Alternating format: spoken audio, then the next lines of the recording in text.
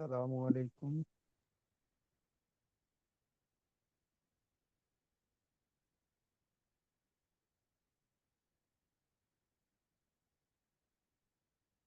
بسم اللہ الرحمن الرحیم۔ السلام علیکم ورحمۃ اللہ وبرکاتہ۔ اور بہت معذرت، وعلیکم بس تھوڑا السلام۔ ارجنٹ کام تھا، اس وجہ سے جو ہے وہ تھوڑا سا لیٹ ہو گیا۔ اچھا جی، بسم اللہ الرحمن الرحیم۔ ہم نے بات کر لی تھی کہ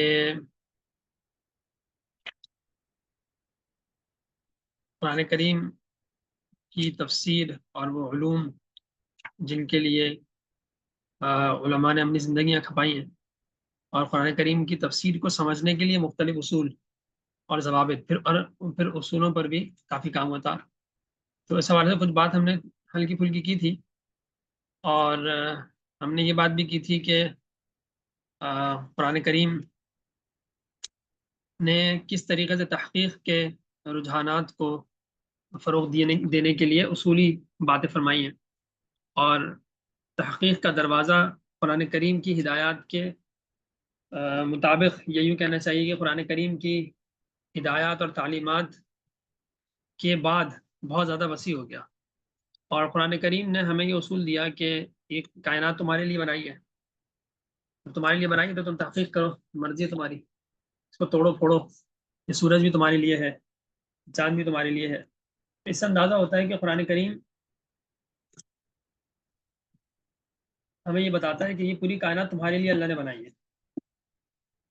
تو اس ایک آیت کے اندر اس بات کا بھی رد ہے کہ یہ جو سورج اور چاند اور ستارے اور سیارے ہیں، ان کی عبادت نہیں کی جا سکتی، ہے نا؟ یہ بات ہم نے کی تھی، آپ کو یاد ہوگا، کیونکہ جب عبادت اگر اس کی جائے گی تو پھر بات ہی ختم ہو گئی۔ تو تحقیق کریں نا، قرآن تو کہہ رہا ہے کہ ہم نے تمہارے لیے بنایا، جب تمہارے لیے بنایا تو ہم اس کو غور و فکر کریں گے، اس پہ ٹائم لگائیں گے۔ تو ان ساری باتوں کے پیش نظر ہمیں یہ سمجھ میں آتا ہے کہ قرآن کریم تو تحقیق کے دروازے بھی کھولتا ہے، قرآن کریم تحقیق کی طرف ہمیں توجہ دلاتا ہے اور ہمیں کہتا ہے کہ بھائی تحقیق کرو، توڑو پھوڑو، سورج کو بھی توڑو پھوڑو۔ لیکن وہ خیر ہمارے اختیار سے باہر کی چیز ہے، لیکن ایک لمٹ یوں سمجھ لیں کہ ہمیں اتنی زیادہ بڑی لمٹ دی گئی ہے کہ ہم اس تک پہنچ نہیں سکتے، سورج تک ہم نہیں پہنچ سکتے۔ تو یہ ساری باتیں ہم نے، اور اس کے علاوہ بھی اور چند ایک باتیں ہم نے کی تھی۔ آج ہم کوشش کریں گے کہ تھوڑا سا قرآن کریم کو ہم اس طریقے سے سمجھنے کی کوشش، قرآن کریم کا ایک علم ہے، علم تفسیر۔ کیونکہ میں نے بات کی تھی آپ لوگوں نے کہ وہ نزول قرآن کریم کا ہوا، اور تدوین ہوئی، جمع ہوا قرآن کریم، تو یہ سب چیزیں تو بہت آسان سی ہیں، لوگ آپ خود بھی پڑھ لیں گے، تو انشاءاللہ تعالی عظیم وہ آپ لوگوں کے لیے مشکل کا باعث نہیں ہوگا۔ تو امید ہے آپ لوگوں نے پڑھ لیا ہوگا وہ علوم القرآن کا، میں نے کہا تھا پیج نمبر غالباً 100 تک ہی کہا تھا۔ پھر ہم ناسخ اور منسوخ کی بحث چل رہی تھی ہماری، وہ انشاءاللہ ہم کریں گے۔ تو کچھ بات ہم اس حوالے سے بھی کر لیں کہ قرآن کریم کی تفسیر کے علوم کس طرح سے اللہ تعالیٰ نے، یعنی کہ اللہ کے نیک بندوں نے مرتب فرمایا اور کام کیا۔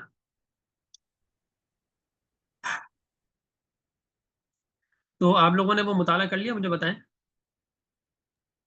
جی کر لیا تھا، بلکہ کچھ تو کچھ زیادہ ہی، سوال ہے؟ اس سے آگے بھی پڑھ لیا تھا کافی۔ ہاں، اگر کوئی سوال ہے تو چلے، اچھی بات ہے، ماشاء اللہ۔ اگر کوئی سوال ہے تو پوچھ لیں۔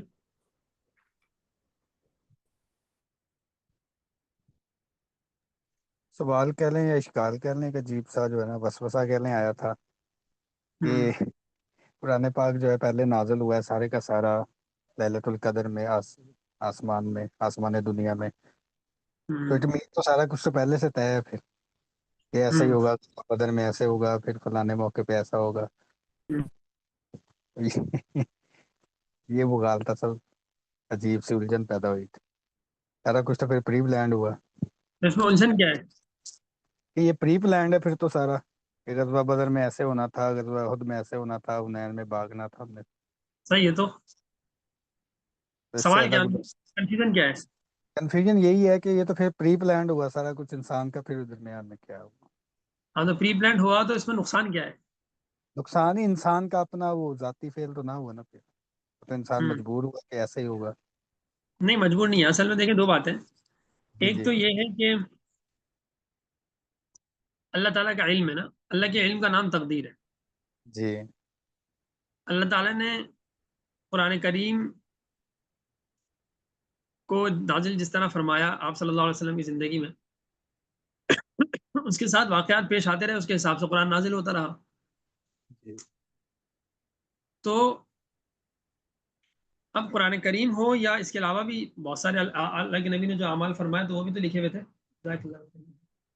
ٹھنڈا پانی وہاں سے پی لو۔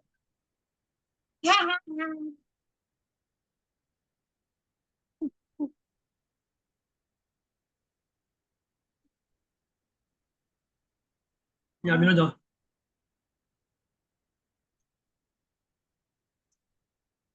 تو تو یہ بھی جواب آیا تھا ذہن میں کہ اللہ تعالیٰ کو تو علم تھا نا کہ یہ اپنے اختیار سے یہ کریں گے، ہاں اللہ تعالیٰ کے علم تو اس حساب سے پھر ہو سکتا ہے ہم۔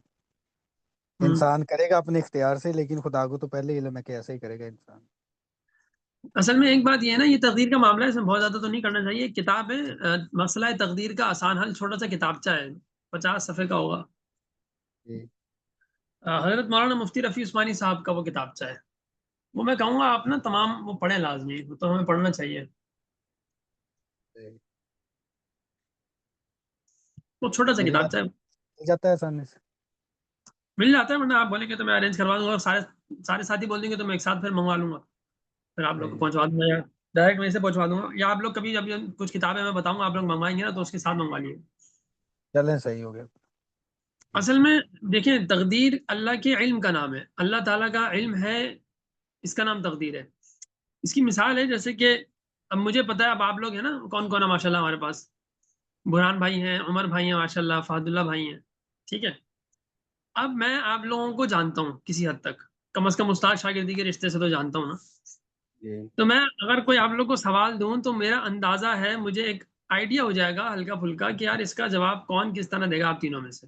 یہ مزید دو ہمارے سلمان بھائی اور ہشام بھائی بھی آ جائیں گے، تو مجھے اندازہ ہوگا کہ اس کا جواب کس طرح کا ہوگا، صحیح ہے۔ صحیح۔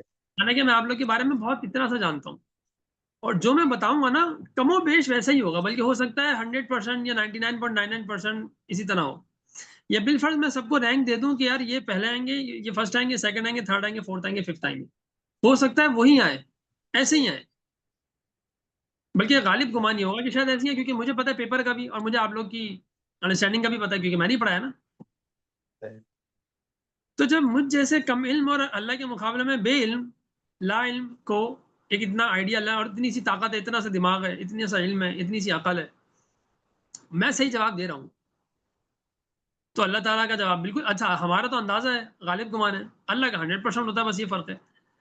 تو کیا میرے علم کی وجہ سے آپ لوگوں مجبور تو نہیں ہو گئے نا کہ کیونکہ صحیح۔ استاد جی نے کہہ دیا تھا کہ جی فلاں صاحب فرسٹ آئیں گے تو وہی فرسٹ آنے، تو پھر میں کیوں محنت کروں، یا میرا پھر تو مطلب وہ تو طے تھا، وہ تو استاد جی کو پتا تھا۔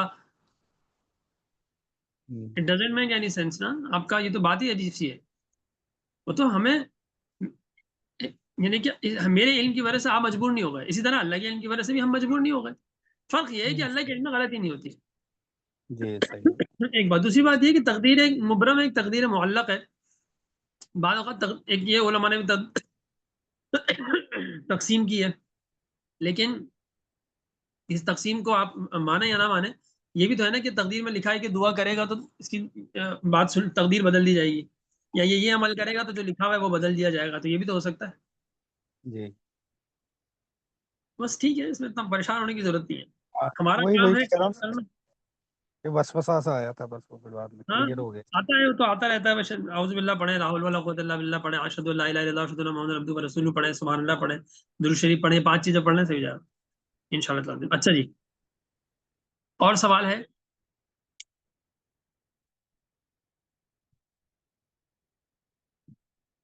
آپ لوگوں نے پڑھا بھی ہے نہیں پڑھا؟ چلیں آپ نے تو پڑھ لیا۔ یہ استاد جی سوال یہ ہے کہ ہوں جیسے نبی صلی اللہ علیہ وسلم نے فرمایا، حضرت جبرائیل علیہ السلام نے میرے دل میں یہ بات ڈالی کہ تم میں سے کوئی دنیا سے نہیں جائے گا جب تک اپنا رزق پورا کر لے، تو یہ یعنی مضمون تو اللہ نے جبرائیل علیہ السلام کو بتائے ہوں گے، پھر یہ لفظ حضرت جبرائیل علیہ السلام کے ہیں؟ ہاں تو سوال کیا ہے آپ کا؟ سوال یہی ہے کہ یعنی جبرائیل علیہ السلام اپنے لفظ سے بھی کوئی بات کر سکتے ہیں یا نہیں نہیں مضامین ضروری ہیں؟ نہیں نہیں نہیں، جبرائیل علیہ السلام اپنے پاس سے کچھ نہیں کر سکتے. تو یہ صرف لفظ حضرت جبرائیل علیہ السلام کے ہیں؟ کون سے لفظ؟ یہ جو پوری حدیث ہے، اس نبی صلی اللہ علیہ وسلم نے فرمایا کہ میرے دل میں جبرائیل علیہ السلام نے یہ بات ڈالی کیا بات ڈالی؟ کہ دنیا میں کوئی بھی تب تک نہیں جائے گا جب تک اپنا رزق پورا کر لے. یہ جبرائیل علیہ السلام کی بات نہیں ہوتی، اللہ تعالیٰ کی بات ہوتی ہے. ٹھیک. ٹھیک ہے. اچھا جی، اور سوال عمر بھائی؟ تو میرا خیال ہے وہ آج ان کی پہلی کلاس ہے. تو عمر بھائی، ہم نے جو علوم القرآن کتاب آپ کے پاس ہے انشاءاللہ تعالی عظیم، تو اس میں جو ہے نا ہم نے کچھ ہوم ورک دیا تھا، تو وہ پڑھنے کے لیے دیا تھا. تو انشاءاللہ آج بھی تھوڑا سا ملے گا تو وہ پڑھنا ہوگا. اچھا جی، آج ہم تھوڑی سی بات کرتے ہیں کہ علم تفسیر کیا چیز ہے. یا ہم پہلے، اگر آپ کہیں تو ہم پہلے ناسخ اور منسوخ کو مکمل کر لیں.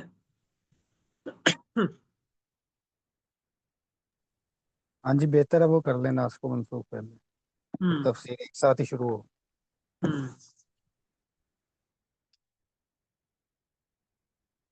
کھولیں، پھر پیج نمبر کھولیں.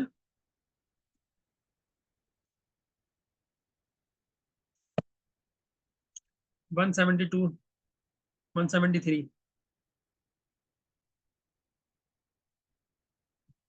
کہاں تک پڑھ لیا تھا ہم نے؟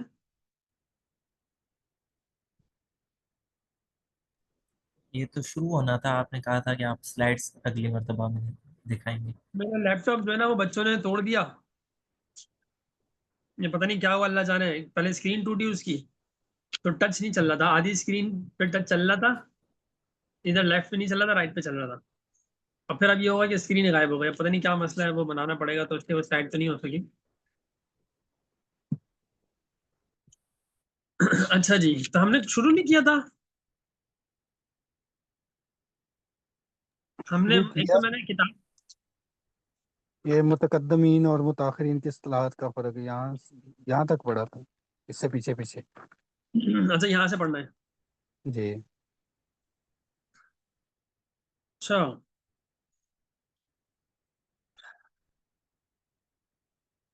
متقدمین اور متاخرین. جو متقدمین علماء اکرام اور مفسرین اکرام ہیں، ان کا معاملہ یہ ہے کہ وہ فرماتے ہیں کہ اگر کسی آیت میں ان کے نزدیک منسوخ کی تعریف کیا ہے، نسخ کی تعریف کیا ہے. ان کے نزدیک نسخ کی تعریف یہ ہے کہ اگر ایک آیت کے اندر ایک بات کی گئی ہے اور کسی دوسری آیت سے اس بات کے اندر کچھ چینجنگ ہو رہی ہے، تو وہ کہیں گے کہ یہ منسوخ ہو گیا ہے. ٹھیک ہے. اچھا، متقدمین اور متاخرین سے کیا مراد ہے، یہ پتہ ہے نا آپ لوگوں کو؟ نہیں پتا تو میں بتا دیتا ہوں. متاخرین سے، متقدمین سے مراد وہ علماء ہیں جو تیسری چوتھی صدی ہجری تک کے ہیں. 5ویں صدی ہجری ملانے چلے زیادہ، اگر آپ کو خواہش ہو رہی ہے تو. ٹھیک ہے.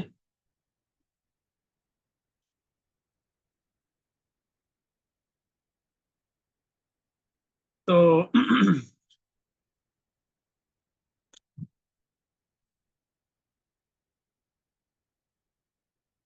اس کے بعد کے جو علماء ہیں وہ کیا ہے، متاخرین ہیں.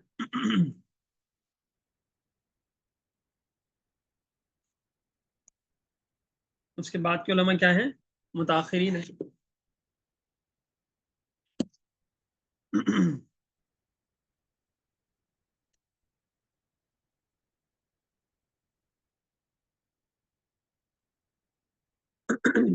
آپ لوگ لکھ بھی لیں چاہیں تو.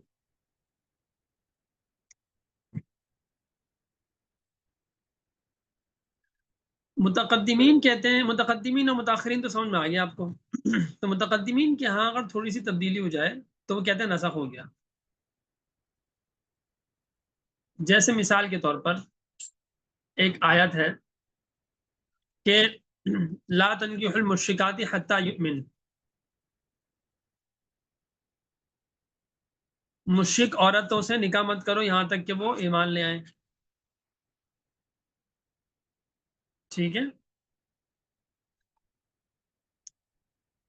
سمجھ آ رہی ہے نا بات؟ اس آیت میں حکم ہے کہ مشرک عورتوں سے نکاح مت کرو. ہاں ایمان لے آئے تو الگ بات ہے، یہاں تک کہ وہ ایمان لے آئے. اچھا ایک اور آیت ہے والمحصنات من الذین اوتوا الکتاب، اور تمہارے لیے حلال کر دی گئی ہیں، یہ حلال ہیں اہل کتاب میں سے باعفت عورتیں. اب آپ لوگ مجھے یہ بتائیں کہ جو اہل کتاب ہیں عیسائی مثال کے طور پر، وہ مشرک ہیں یا نہیں ہیں؟ اس وقت تو وہ مشرک ہیں، یعنی اپنے علم پہ وہ پورا عمل نہیں کر رہے.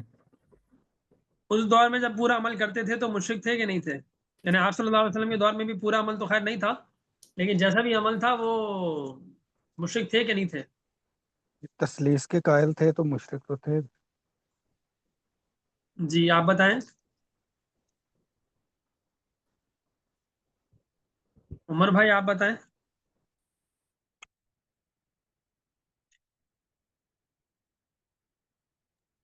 حضرت وہ مشرک نہیں تھے کیونکہ اس وقت تک شاید جو ہے وہ اہل کتاب سے یہ ایمان جائز ہے کہ کیونکہ اس وقت کی کتاب ویلڈ تھی جب تک قرآن کا نزول شروع نہیں ہوا تھا. ویلیڈیٹی تو ختم ہوئی ہے جب قرآن کا نزول شروع ہوا ہے ان کتاب کا. تو نزول ہونے کے بعد وہ مشرک تھے کہ نہیں تھے؟ یعنی نزول ابھی شروع ہوا ہے، نزول نزول چل رہا ہونے ہے. کے بعد تو obviously نزول ہونے کے بعد تو مشرک ہو گئے تھے کیونکہ کرنٹ شریعت جو چل رہی ہوتی ہے اس پہ ایمان لانا ضروری ہے. اور پھر اس وقت سے سرکار صلی اللہ علیہ وسلم کی جو ہے شریعت وہ کرنٹ شریعت تھی تو اس لیے اس پہ ایمان لانا ضروری تھا. اچھا یہاں میرے خیال ہے تھوڑی سی کنفیوژن ہے. مشرک کا مطلب ہوتا ہے کہ اللہ کے ساتھ شرک کرنا. تو وہ اگر شریعت پہ ایمان نہ بھی لا رہے، شریعت اگر ابھی نازل نہیں، سلمان جانو اس کو چھوڑ دو.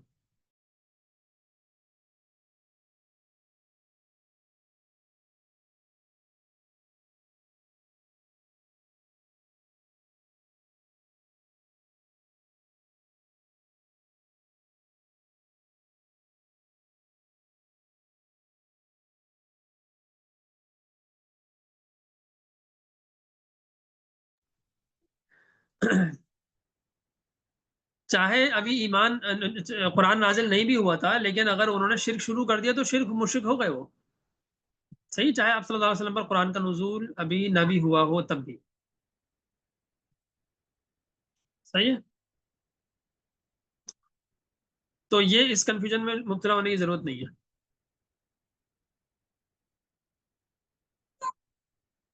صحیح ہے.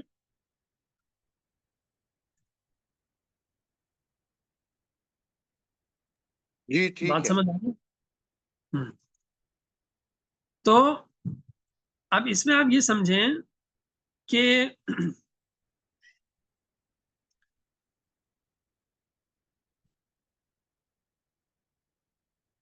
اگر شرک ہے چاہے مذہب جیسا بھی ہو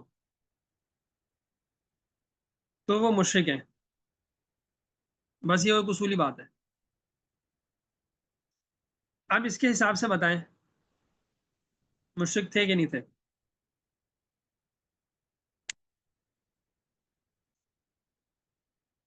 میرے خیال سے تو حضرت نہیں تھے کیونکہ ظاہر سی بات ہے وہ اس وقت کی کرنٹ شریعت کو فالو کر رہے تھے اور اگر وہ ایسا کام کوئی نہیں کرتے تھے تو ظاہر سی بات ہے پھر تو وہ مشرک نہیں تھے. نہیں تو عیسیٰ علیہ السلام کو تو خدا انہوں نے بنا لیا تھا نا. یہ وہ تثلیث کے قائل تھے تو مشرک تھے، اس میں تو کوئی کنفیوژن والی بات نہیں. عمر بھائی وہ عیسیٰ علیہ السلام کو تو خدا کا بیٹا بنا لیا تھا نا انہوں نے. مگر اس میں پوری امت تو جو ہے اس وقت کی وہ تو شامل نہیں تھی نا، وہ تو صرف ایک خاص طبقہ تھا جو وہ تو آج بھی ہے. تو اگر ان جنہوں نے بنا لیا تھا obviously وہ تو پھر مشرک ہو گئے. جو عیسائیوں کی اکثریت تھی نا وہ اسی طرح تھی. گنتی کے چند ایک لوگ ہیں جو صحیح شریعت پر مطلب عمل کرتے تھے اور وہ شرک نہیں کرتے تھے. جیسے ابو بکر انہوں نے زندگی ان کے بارے میں آتا ہے کہ ابو بکر رضی اللہ عنہ نے زندگی میں کبھی بھی شرک نہیں کیا، کبھی کسی بت کے سامنے نہیں کھڑے ہوئے اس طرح سے عبادت کے چکر میں. ٹھیک ہے. تو وہ مشرک تھے. ابھی کون کسے جان کے؟ عامر بھائی آپ بتائیں.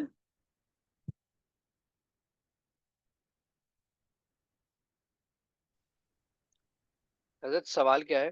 میں تھوڑا دیر سے جوائن کیا. ہاں سوال یہ ہے کہ وہ مشرک تھے عیسائی یا نہیں تھے مشرک؟ بالکل ڈیفینیٹلی مشرک تھے، مشرک ہیں جب تک ان کے یہ عقائد ہوں گے.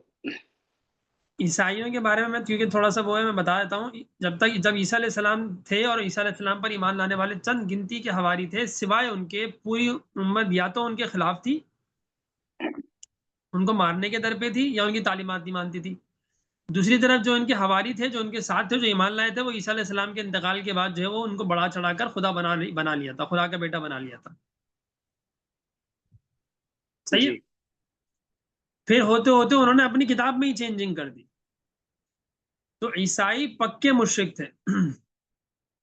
مشرکین مکہ جو دوسرے تھے وہ بھی مشرک تھے، جو آگ کو پوچھ رہے ہیں، بتوں کو پوچھ رہے ہیں، وہ بھی مشرک تھے. ہمارے ذہنوں میں کانسیپٹ اس لیے تھوڑا سا کنفیوز ہو جاتا ہے کیونکہ ہم ہندوؤں کو جب مشرک کا لفظ آتا ہے تو ہم ہندو سوچتے ہیں. حالانکہ مشرک ایک ایسا گناہ ہے، شرک ایسا گناہ ہے جو گناہ کبیرہ ہے، اور ایسا ہے کہ اس کو اللہ معاف نہیں کر فرماتے. اور اتنا بڑا گناہ ہے کہ اگر ایسا گناہ کر رہے ہیں تو ان سے نکاح نہیں کرو. صحیح. تو ہمارے ذہن میں یہ آتا ہے کہ مشرک سے مراد یہ ہندو ہیں یا مجوسی عیسائی ہیں، کیونکہ مجوسی ہیں اور عیسائی اور یہودی نہیں ہے، کیونکہ ان کے بارے میں تو اہل کتاب کہا جاتا ہے. اس لیے ہم یہ سمجھتے ہیں کہ یہ مشرک عیسائی مشرک نہیں ہے. مشرک تو دوسرے تھے جو آگ کو پوچھتے تھے یا پتھر کو پوچھتے تھے یا ستاروں کو پوچھتے تھے یا سورج کو پوچھتے تھے. ایسا ہی ہے نا. اس کو یوں سمجھیں کہ مشرک ایک براڈر ٹرم ہے، اس کے نیچے وہ بھی آ رہے ہیں، بدھزم والے بھی آ رہے ہیں، سمجھ لیں. ہاں، اور اس کے نیچے بتوں کو پوچھنے والے بھی آ رہے ہیں، آگ کو پوچھنے والے بھی آ رہے ہیں. ٹھیک ہے. سورج کو پوچھنے والے بھی آ رہے ہیں، ستاروں کو پوچھنے والے بھی آ رہے ہیں، یہودی بھی آ رہے ہیں، عیسائی بھی آ رہے ہیں. یعنی 6-7 سارے جتنے بھی طبقے ہیں وہ سب کے سب شرک کر رہے ہیں، شرک میں نہیں پیچھے ہٹ رہے. یعنی شرک کے سارے مشرک ہیں. اب اس میں سے 2 کو نکالا ہے اللہ تعالیٰ نے، اہل کتاب کو نکالی، صرف 2 نہیں، اور بھی اگر ہیں. جو اہل کتاب سے مطلب یہ ہے کہ وہ کسی کتاب کو مانتے ہیں اور اس پر عمل کرتے ہیں. ٹھیک ہے. چاہے زبور کو مانے یا تورات کو مانے یا انجیل کو مانے، کسی ایک کتاب کو ماننے والے ہوں تو وہ اہل کتاب ہیں.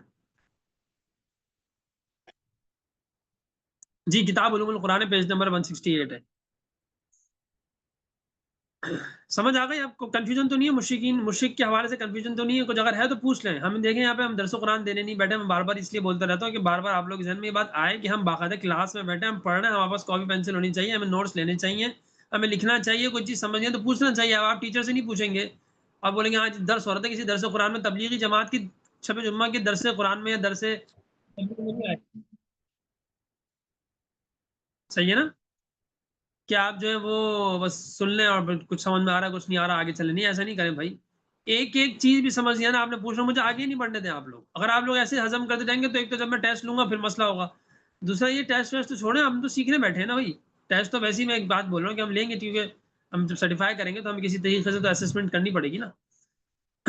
تو اس لیے ہمیں لینا پڑے گا. لیکن اصل مقصد ہے کہ آپ پورا صحیح سے سیکھ لیں، نچوڑ لیں. مجھے جتنا آپ لوگ مجھے جو ہے نا وہ مجھ سے سوالات کر سکتے ہیں، کر لیں. مجھے پتا ہوگا میں بتا دوں گا، نہیں پتا ہوگا میں تحقیق کر کے بتا دوں گا. آپ نے چھوڑنا نہیں ہے. مشکل سوال ہو، آسان ہو، وسوسے کی حد تک ہو، یا پکا سوال ہو، اشکال ہو، اعتراض ہو، آپ کو مجھ پر اعتراض ہو رہا ہے آپ کر دیں. صحیح ہے.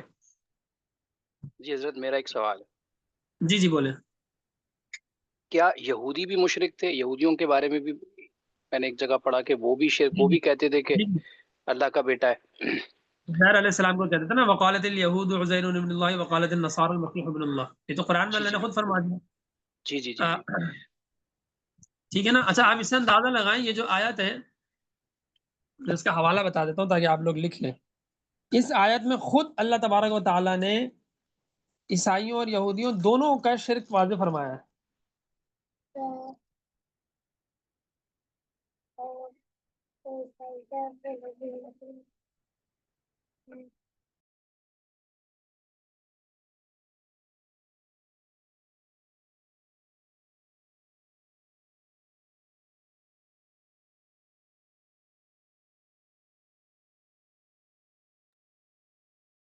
یہ میرے پاس اپلیکیشن پتہ نہیں کیا پرابلم کری ہے، 1 منٹ رکیے گا میں دیکھتا ہوں اگر اس میں کھل جاتا ہے تو. اسٹوریج فل ہو گیا، اچھا اس کی پرابلم کر رہا ہے.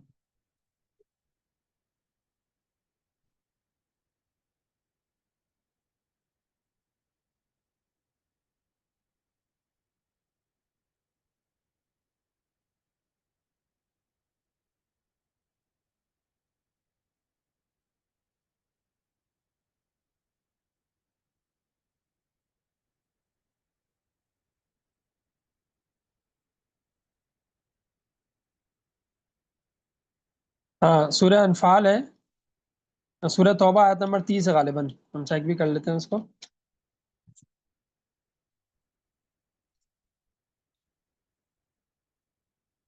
سورہ توبہ آیت نمبر 30 چیک کریں ذرا، یہی ہے؟ آپ لوگوں میں سے ایک ساتھی چیک کر لیں تو اچھی بات ہے.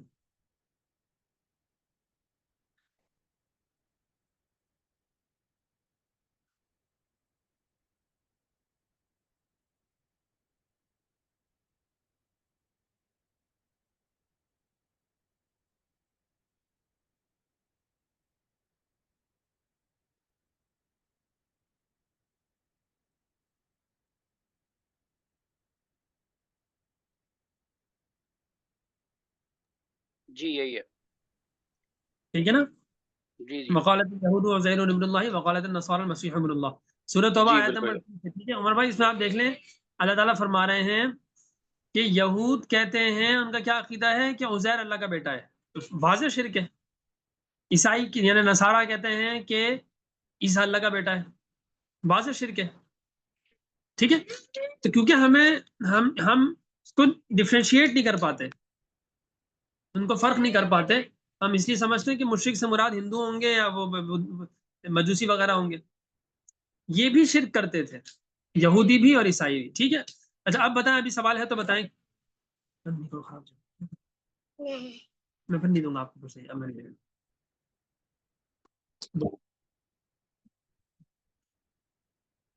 سوال نہیں ہے؟ ٹھیک ہے پھر آگے چلتے ہیں. اللہ تعالیٰ فرما رہے ہیں مشرکین سے نکاح نہیں کرو، تو اس کا مطلب یہودی اور عیسائی سے نکاح کر لو؟ نہیں کرو. یہودی عیسائی بھی تو مشرک ہے نا، جی جی تو یہودی اور عیسائی سے بھی نکاح مت کرو. لا تنکحوا المشرکات حتی یؤمن، نکاح مت کرو ان سے جب تک کہ وہ ایمان نہ لے آئے. اس آیت سے پتہ چلتا ہے کہ مشرک عورتوں سے نکاح حرام ہے، چاہے وہ بت پرست ہوں چاہے اہل کتاب ہوں. صحیح ہے. لیکن دوسری آیت میں ارشاد ہے والمحصنات من الذین اوتوا الکتاب، کہ تمہارے لیے وہ حلال ہیں جو اہل کتاب کی پاک دامن عورتیں، باعفت عورتیں. اب اس آیت سے پتہ چل رہا ہے کہ جو گزشتہ یہ جو پہلے جو دوسری آیت تھی لا تنکحوا المشرکات حتی یؤمن، اس میں کیا تھا؟ اس میں مشرکات سے مراد عیسائی اور یہودی کے علاوہ کی مشرک عورتیں ہیں. ٹھیک ہے، سمجھ آ گئی بات؟ جی جی جی آ گئی. صحیح ہے. تو متقدمین کے نزدیک لا تنکحوا المشرکات والی آیت منسوخ ہے، اور والمحصنات من الذین اوتوا الکتاب والی آیت کیا ہے؟ ناسخ ہے.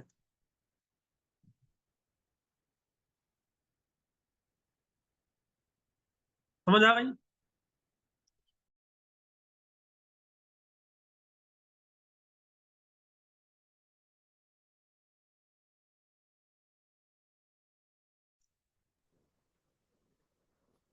متقدمین کے نزدیک یہ کیا ہو گیا؟ ناسخ منسوخ ہو گیا. لیکن متاخرین فرماتے ہیں کہ نہیں بھائی، یہ ناسخ منسوخ ہے ہی نہیں، کیونکہ منسوخ کا مطلب یہ ہے کہ اس آیت کا حکم اب ختم ہو چکا ہو.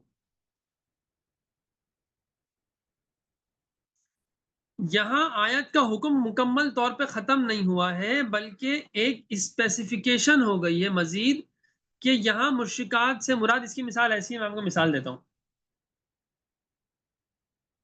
میں آپ کو مثال دیتا ہوں. یہ جیسے ہے نا، ایک مثال ہے کہ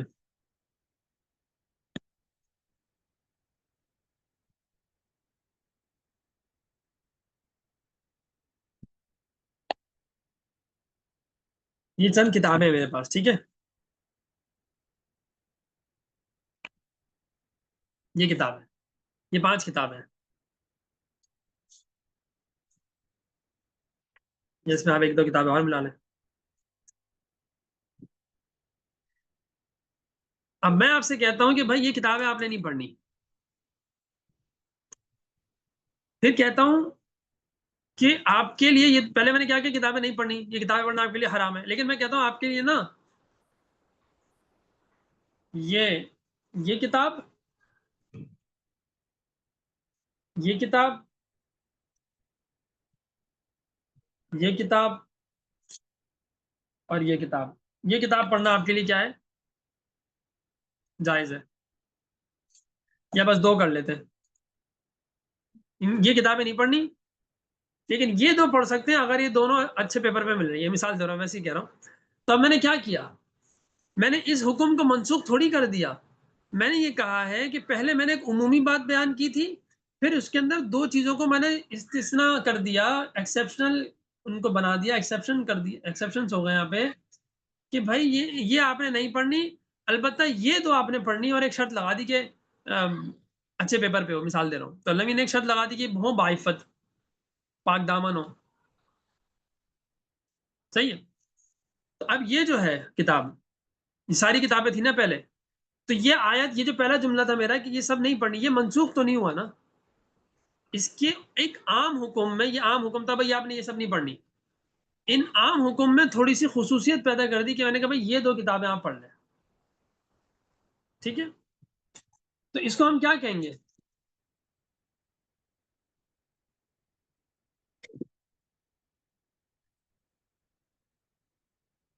بتائیں. یہ تو تخصیص ہو گئی نا، یا ایک عام تصویر. حکم میں خصوصیت ہو گئی، جس کو ہم کہتے ہیں عموم میں تخصیص ہو جانا. علمی اصطلاحی زبان میں ہم اس کو کہتے ہیں کہ عموم میں تخصیص ہو جانا یا مطلق میں تقیید ہو جانا. یہاں پہ خیر عموم میں تخصیص ہے، مطلق میں تقیید اور عموم میں تخصیص میں تھوڑا سا فرق ہے، تھوڑا باریک سا، تو ہم بعد میں پڑھ لیں گے انشاءاللہ تعالی عظیم. اصول فقہ میں تو بہت خاص طور پہ بات آتی ہے، لیکن ایک عام بات تھی، اس میں کچھ خاص، کچھ خصوصیت کر دی، کچھ ایکسیپشنل کر دیا، بس کافی ہے. صحیح ہے، بات سمجھ آ گئی؟ تو منسوخ اور ناسخ الگ چیز ہے،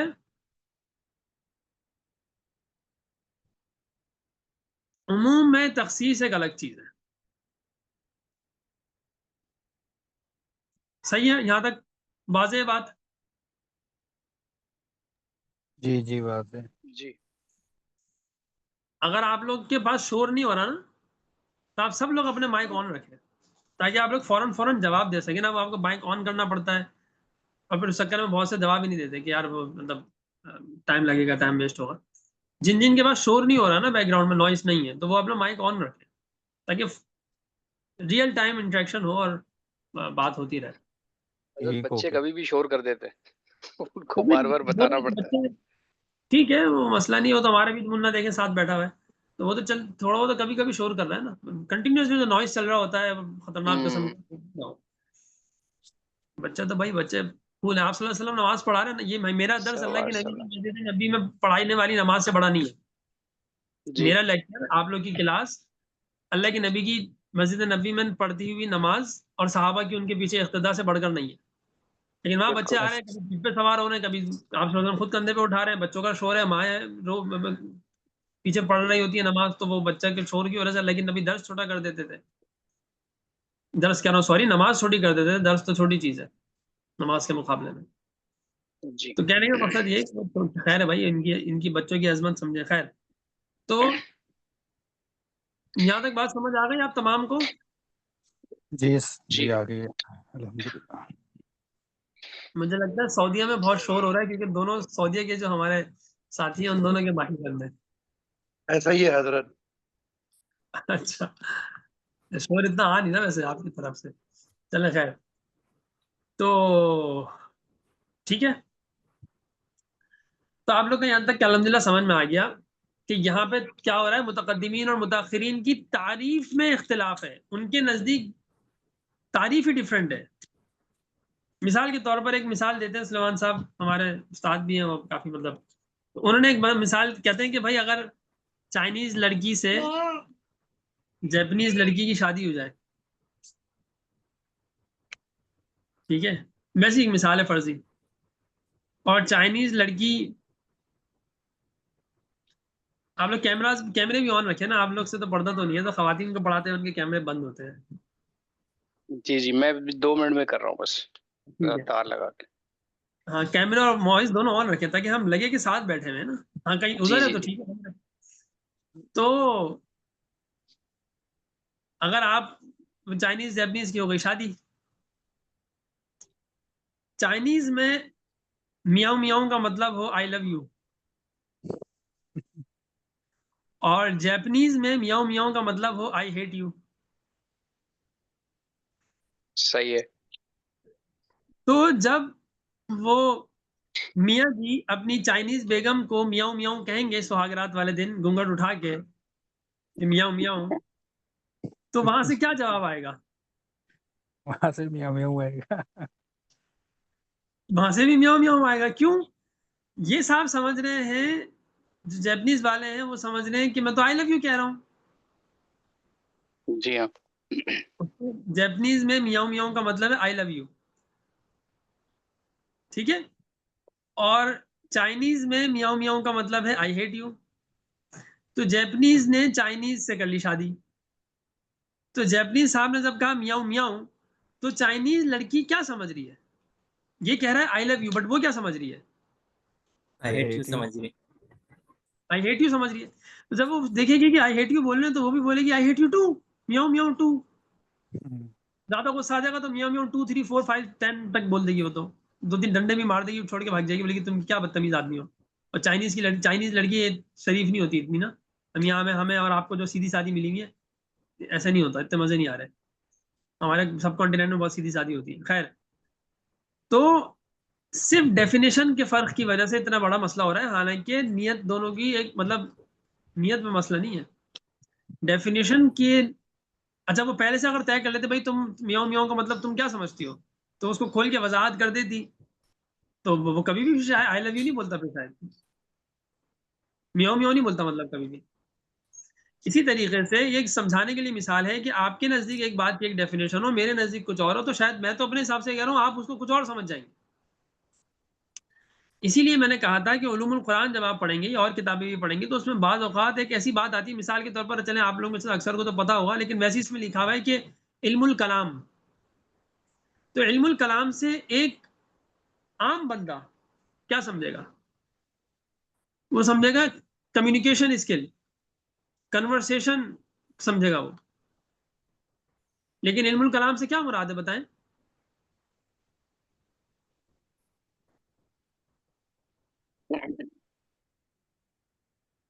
یہی سمجھ آپ رہے لوگوں تھے کو ہم تو. آپ بھی یہ سمجھ رہے تھے. اچھا برہان بھائی کو شاید پتا ہوگا فہد اللہ کو تو پتا ہوگا. عمر بھائی اور سلمان بھائی ذرا بتائیں علم الکلام سے کیا مراد ہے؟ ایک علم ہے علم الکلام کیا مراد ہے اس سے؟ کلام کا مطلب تو بات کرنا ہوتا ہے نا, بولنا. بات کا علم یا زبان کا علم؟ بات کا علم زبان کا علم. جی برہان بھائی آپ بتائیں. میرے خیال میں یہ اس میں فلسفہ یا منطق اس حوالے سے ہے. کنفرم مجھے بھی نہیں پتا لیکن اس سے ٹھیک ہے یہ فہد نہیں اللہ ہے آپ بتائیں. آسمان نہیں ہے. اس میں تو حفاظت اور ان کی عقلی دلائل ہوتے ہیں. کیا بول رہے دوبارہ بولیں. یعنی جو دلائل کی بات ہوتی ہے اس میں زیادہ تر. برہان بھائی اور فہد اللہ بھائی کی بات کسی حد تک ہے ٹھیک. اتفاق سے آپ چاروں کو مکمل نہیں پتا اس کا مطلب. جی علم الکلام عقائد کے علم کو کہا جاتا ہے صحیح. اور متکلمین کہا جاتا ہے جو ان عقائد کے علوم کے اصول کے اور ان عقائد کے علوم کے ایکسپرٹ ہو، ان کو کہا جاتا ہے متکلمین. یہ آپ لوگوں کے نا، اگر آپ لوگ کے ہاتھ میں کتاب ہے تو ذرا ایک نظر مار لیں صفحہ نمبر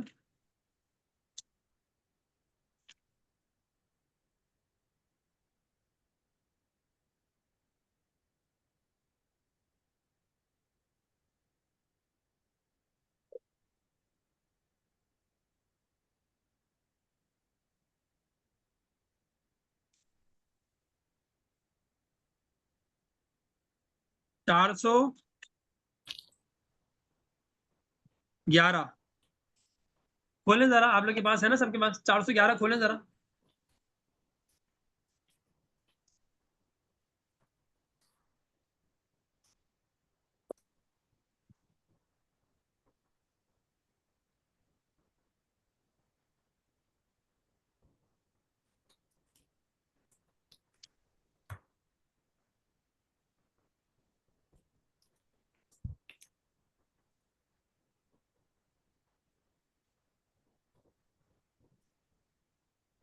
یہ کون سا ٹاپک ہے یہ؟ میری پرانی کتاب. قرآن کریم کی عقلی دلائل. آپ کا صفحہ نمبر 409 اور 4 صفحے کا فرق ہوگا، جی 407 ہوگا یا 415 ہوگا. جی 407 قرآن کریم اور عقلی دلائل. ہاں اس کا جو 407. اس کا جو تیسرا پیراگراف ہے نا، دراصل اس معاملے میں غلط فہمیوں کا اصل سبب یہ ہے. اس کے بعد پڑھیں کیا لکھا ہے، ہمارے علماء و متکلمین. صحیح ہے. جی جی اب جب آپ یہ پڑھیں گے نا ہمارے علماء و متکلمین، تو آپ لوگ بولیں گے متکلمین سے کیا مراد سمجھیں گے آپ یہاں پہ؟ اگر میں بات آپ لوگوں کو نہیں بتاتا تو آپ لوگ سمجھتے ہیں متکلمین سے مراد ہے کہ ایک تو علماء اور دوسرے ایسے علماء شاید جو زیادہ بولتے ہیں یا جو ادیب ہوتے ہیں، بہت اچھا کلام ہوتا ہے، ابوالکلام آزاد کی طرح ہوں گے، عطاء اللہ شاہ بخاری کی طرح ہوں گے، مولانا طارق جمیل صاحب کی طرح ہوں گے. صحیح. یہی سمجھ میں آئے گا. مولانا اسلم صاحب ایک ہوتے تھے، وہ بھی عطاء اللہ شاہ بخاری کے بعد دوسرا نمبر تھا ان کا. مولانا عبد الکریم ندیم صاحب ایک ہیں، ابھی حیات ہیں ماشاء اللہ. تو یہ آپ لوگ سمجھیں گے شاید اس طرح کے علماء جو بڑا اچھا بیان دیتے ہیں، بڑا اچھا کلام کرتے ہیں. نہیں بھائی، علماء اور متکلمین سے مراد ہے جو اصول عقائد کے ایکسپرٹ ہوں، اور اصول یعنی اصول فقہ کے لوگ بھی اس میں آ جاتے ہیں کسی حد تک. دونوں چپل تو اتارو. سمجھ آ رہی ہے؟ تو یہ بات ساری نکل رہی ہے، اس بات سے نکل رہی ہے کہ ایک لفظ کی اصل جب تک آپ کو طے نہ کر لیں، جب تک آپ کو سمجھ جائے. مثال کے طور پر میں نے جو آپ سے کہا خود پڑھ لیں، اور جہاں تھوڑی سی بھی کنفیوژن ہو یا کنفیوژن چھوڑیں، آپ کو یہ لگ رہا ہے کہ یار میں 100% نہیں شور کہ شاید اس کا یہی مطلب ہو سکتا ہے، یہی مطلب ہو سکتا ہے، کچھ اور ہو. آپ اگر 99% بھی شور ہونا تو پوچھ لیں، اس کو نشان لگا کے رکھیں اور پوچھیں.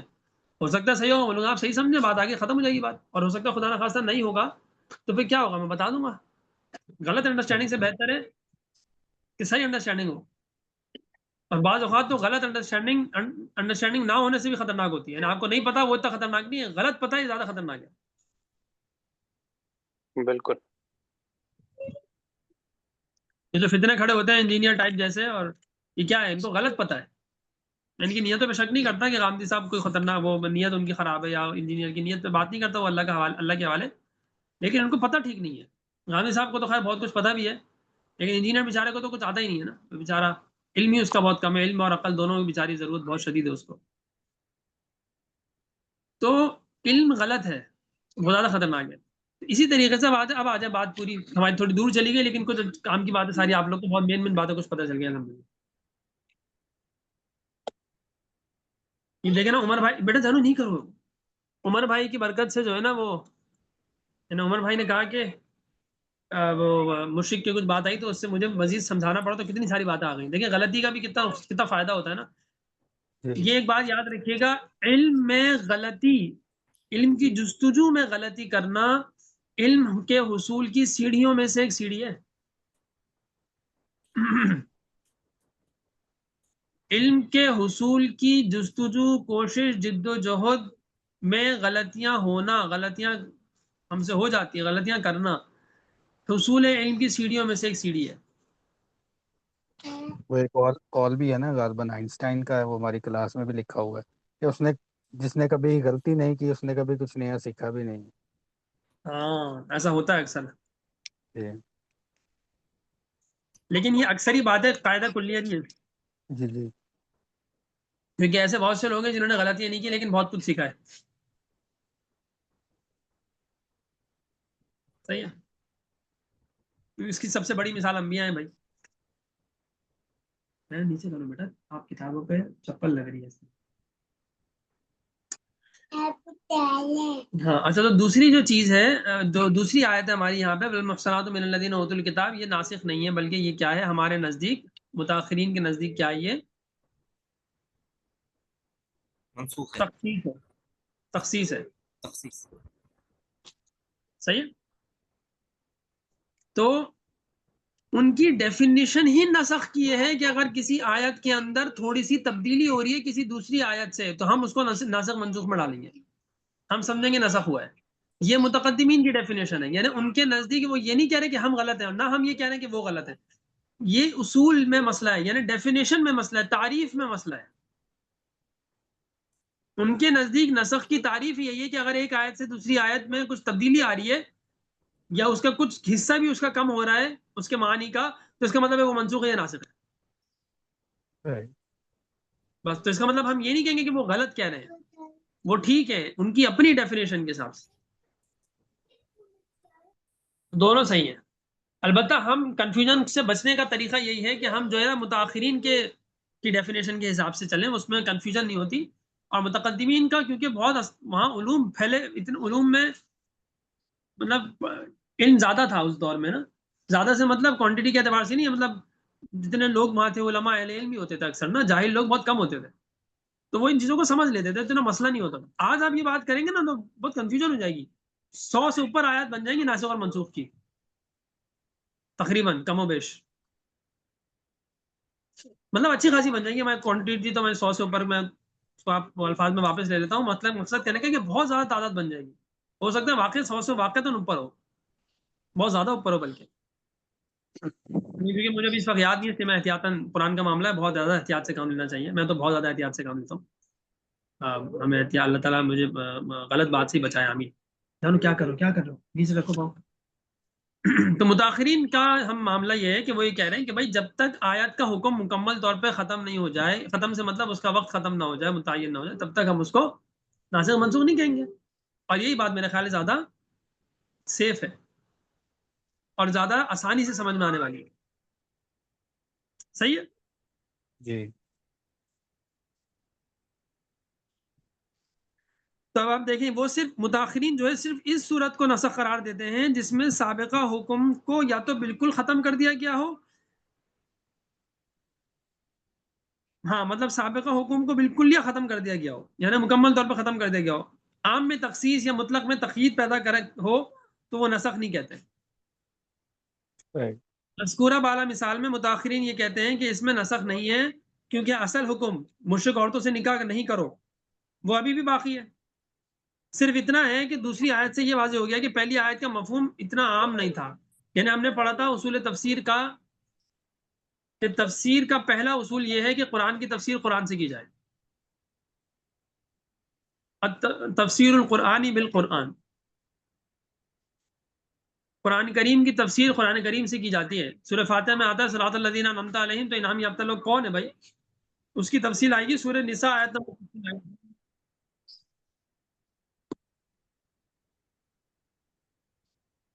صحیح ہے. اس کی تفسیر کس میں آئے گی، آیت نمبر 69 میں آئے گی. 69. سورہ نساء آیت نمبر 69 کے اولئک مع الذین انعم اللہ علیہم من النبیین والصدیقین والشہداء والصالحین.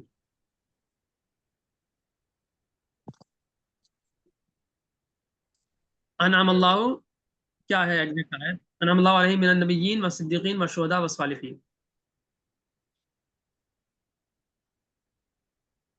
تو وہ قرآن کریم کی ایک آیت کی تفسیر خود دوسری آیت سے ہو گئی. یہاں بھی دوسری آیت والمحصنات من الذین اوتوا الکتاب یہ بتا رہی ہے کہ جو لا تنکحوا المشرکات حتی یؤمنن ہے نا، اس میں عیسائی اور یہودی داخل ہی نہیں ہے.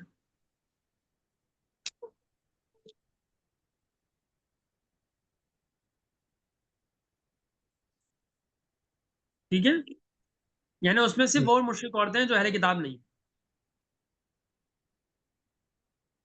اصطلاح کے اس فرق کی وجہ سے متقدمین کے نزدیک قرآن کریم میں منسوخ آیات کی تعداد بہت زیادہ تھی، اور وہ معمولی فرق کی وجہ سے بھی ایک آیت کو منسوخ اور دوسری کو ناسخ قرار دیتے تھے، لیکن متاخرین کی اصطلاح کے مطابق منسوخ آیات کی تعداد بہت کم ہے۔ تفصیل کے لیے ملاحظہ ہو الاتقان فی علوم القرآن، علامہ جلال الدین سیوطی رحمہ اللہ کی کتاب ہے، اور آپ لوگوں سے میں کہوں گا کہ جو لوگ افورڈ کر سکتے ہیں وہ کتاب خرید کے پڑھ لیں۔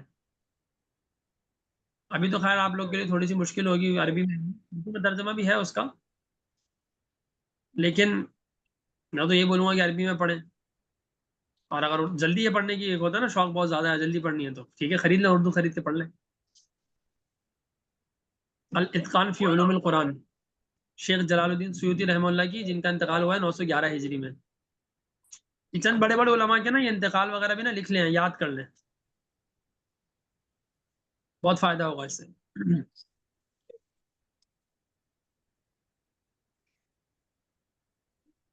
قرآن کریم میں نسخ کی بحث، اس بات میں تو امت کے کسی فرد کا اختلاف ہمیں معلوم نہیں ہے کہ شرعی احکام کا نسخ کا سلسلہ پچھلی امتوں کے وقت سے جاری رہا ہے، اور امت محمدیہ علیہ صاحب السلام میں بہت سے احکام منسوخ ہیں۔ مثلا پہلے نماز کا حکم یہ تھا کہ پہلے بیت المقدس کی طرف رخ کر کے پڑھی جائے، پھر بعد میں حکم ہو گیا کہ خانہ کعبہ کی طرف پڑھی جائے۔ تو گزشتہ امتوں میں تو نسخ ہوا ہی ہے، اس میں تو اختلاف ہی نہیں ہے، لیکن اس امت میں بھی، ہمارے امت محمدیہ علیہ صاحب السلام یعنی آپ صلی اللہ علیہ وسلم کی امت اور شریعت میں بھی نسخ ہوا ہے۔ اس کی بہت زیادہ واضح مثال کیا ہے؟ قبلہ کا تحویل قبلہ، پہلے بیت المقدس تھا، پھر کیا ہوا؟ تو حکم منسوخ ہو گیا۔ خود قرآن نے فرمایا وما جعل القبلۃ التي كنت عليها الا لنعلم من يتبع الرسول ممن ينقلب على عقبيه ومن ينقلب على عقبيه فلن يضر الله شيئا وسيجزي الله الشاكرين۔ قرآن خود بتا رہا ہے کہ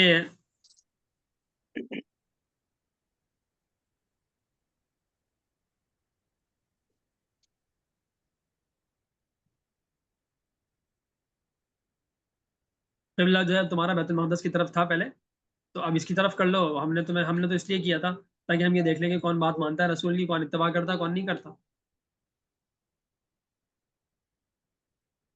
صحیح ہے؟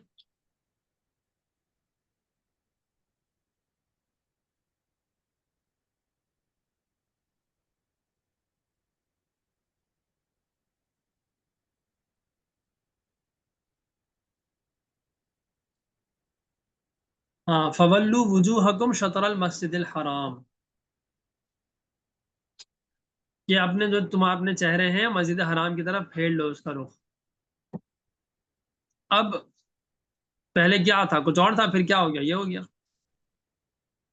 تو اس سے کیا پتہ چل رہا ہے کہ شریعت محمدیہ میں بھی منسوخ ہوتے ہیں حکم احکام۔ بیٹا پانی پلا دو، گلاس کھائیں، پوری لے لو۔ صحیح ہے، لیکن اس میں کچھ اختلاف ہے۔ کس میں؟ کہ قرآن کریم میں نسخ ہوا یا نہیں ہوا؟ خالی ہو گیا۔ دوسرے الفاظ میں مسئلہ زیر بحث آیا ہے کہ کیا قرآن کریم میں کوئی آیت ایسی موجود ہے جس کا حکم منسوخ ہو چکا اور اس کی تلاوت اب بھی کی جاتی ہے؟ تو جمہور اہل سنت کا مسلک یہ ہے کہ قرآن کریم میں ایسی آیات موجود ہیں۔ جمہور سے کیا مراد ہے بتائیں؟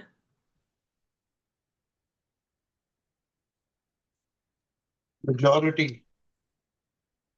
ہاں میجورٹی کہہ خیال ہے سکتے ہیں۔ جمہور سے مطلب یہ ہے کہ جو امام ابو حنیفہ کے علاوہ جو دوسرے ائمہ ہیں ان کو جمہور کہتے ہیں غالباً، نہیں، ایسا نہیں؟ بتائیں آپ۔ یا جمہور ائمہ کو نہیں، اصل میں جمہور کہتے ہیں، مثال کے طور پر ایک مسئلہ شرعی مسئلہ ہے کہ آپ اگر ایک مثال ہے کہ کسی خاتون سے نکاح کرنا چاہتے ہیں تو اس کا آپ اس کو دیکھ سکتے ہیں، آپ تو چہرہ تو دیکھ ہی سکتے ہیں، ہاتھ بھی دیکھ سکتے ہیں، پاؤں بھی دیکھ سکتے ہیں۔ وہ تو ویسے بھی پردے میں عارض کی وجہ سے واجب ہے نقاب، اصلاً تو فرض نہیں ہے چہرے کا پردہ، ہاتھ کا پردہ، پاؤں کا پردہ، لیکن کیونکہ فتنہ کا اندیشہ ہے تو اس وجہ سے جہاں جہاں فتنے کا اندیشہ ہے، اور عموماً ہوتا ہی ہے فتنے کا اندیشہ، تو اس لیے وہ عمومی طور پہ ایک بات ہو گئی کہ بھائی واجب ہے چہرے کا پردہ نقاب کیا جائے۔ ٹھیک ہے، لیکن اگر آپ جا رہے ہیں رشتے کے لیے تو وہاں آپ کو چہرہ کو آپ دیکھ سکتے ہیں اس لڑکی کو.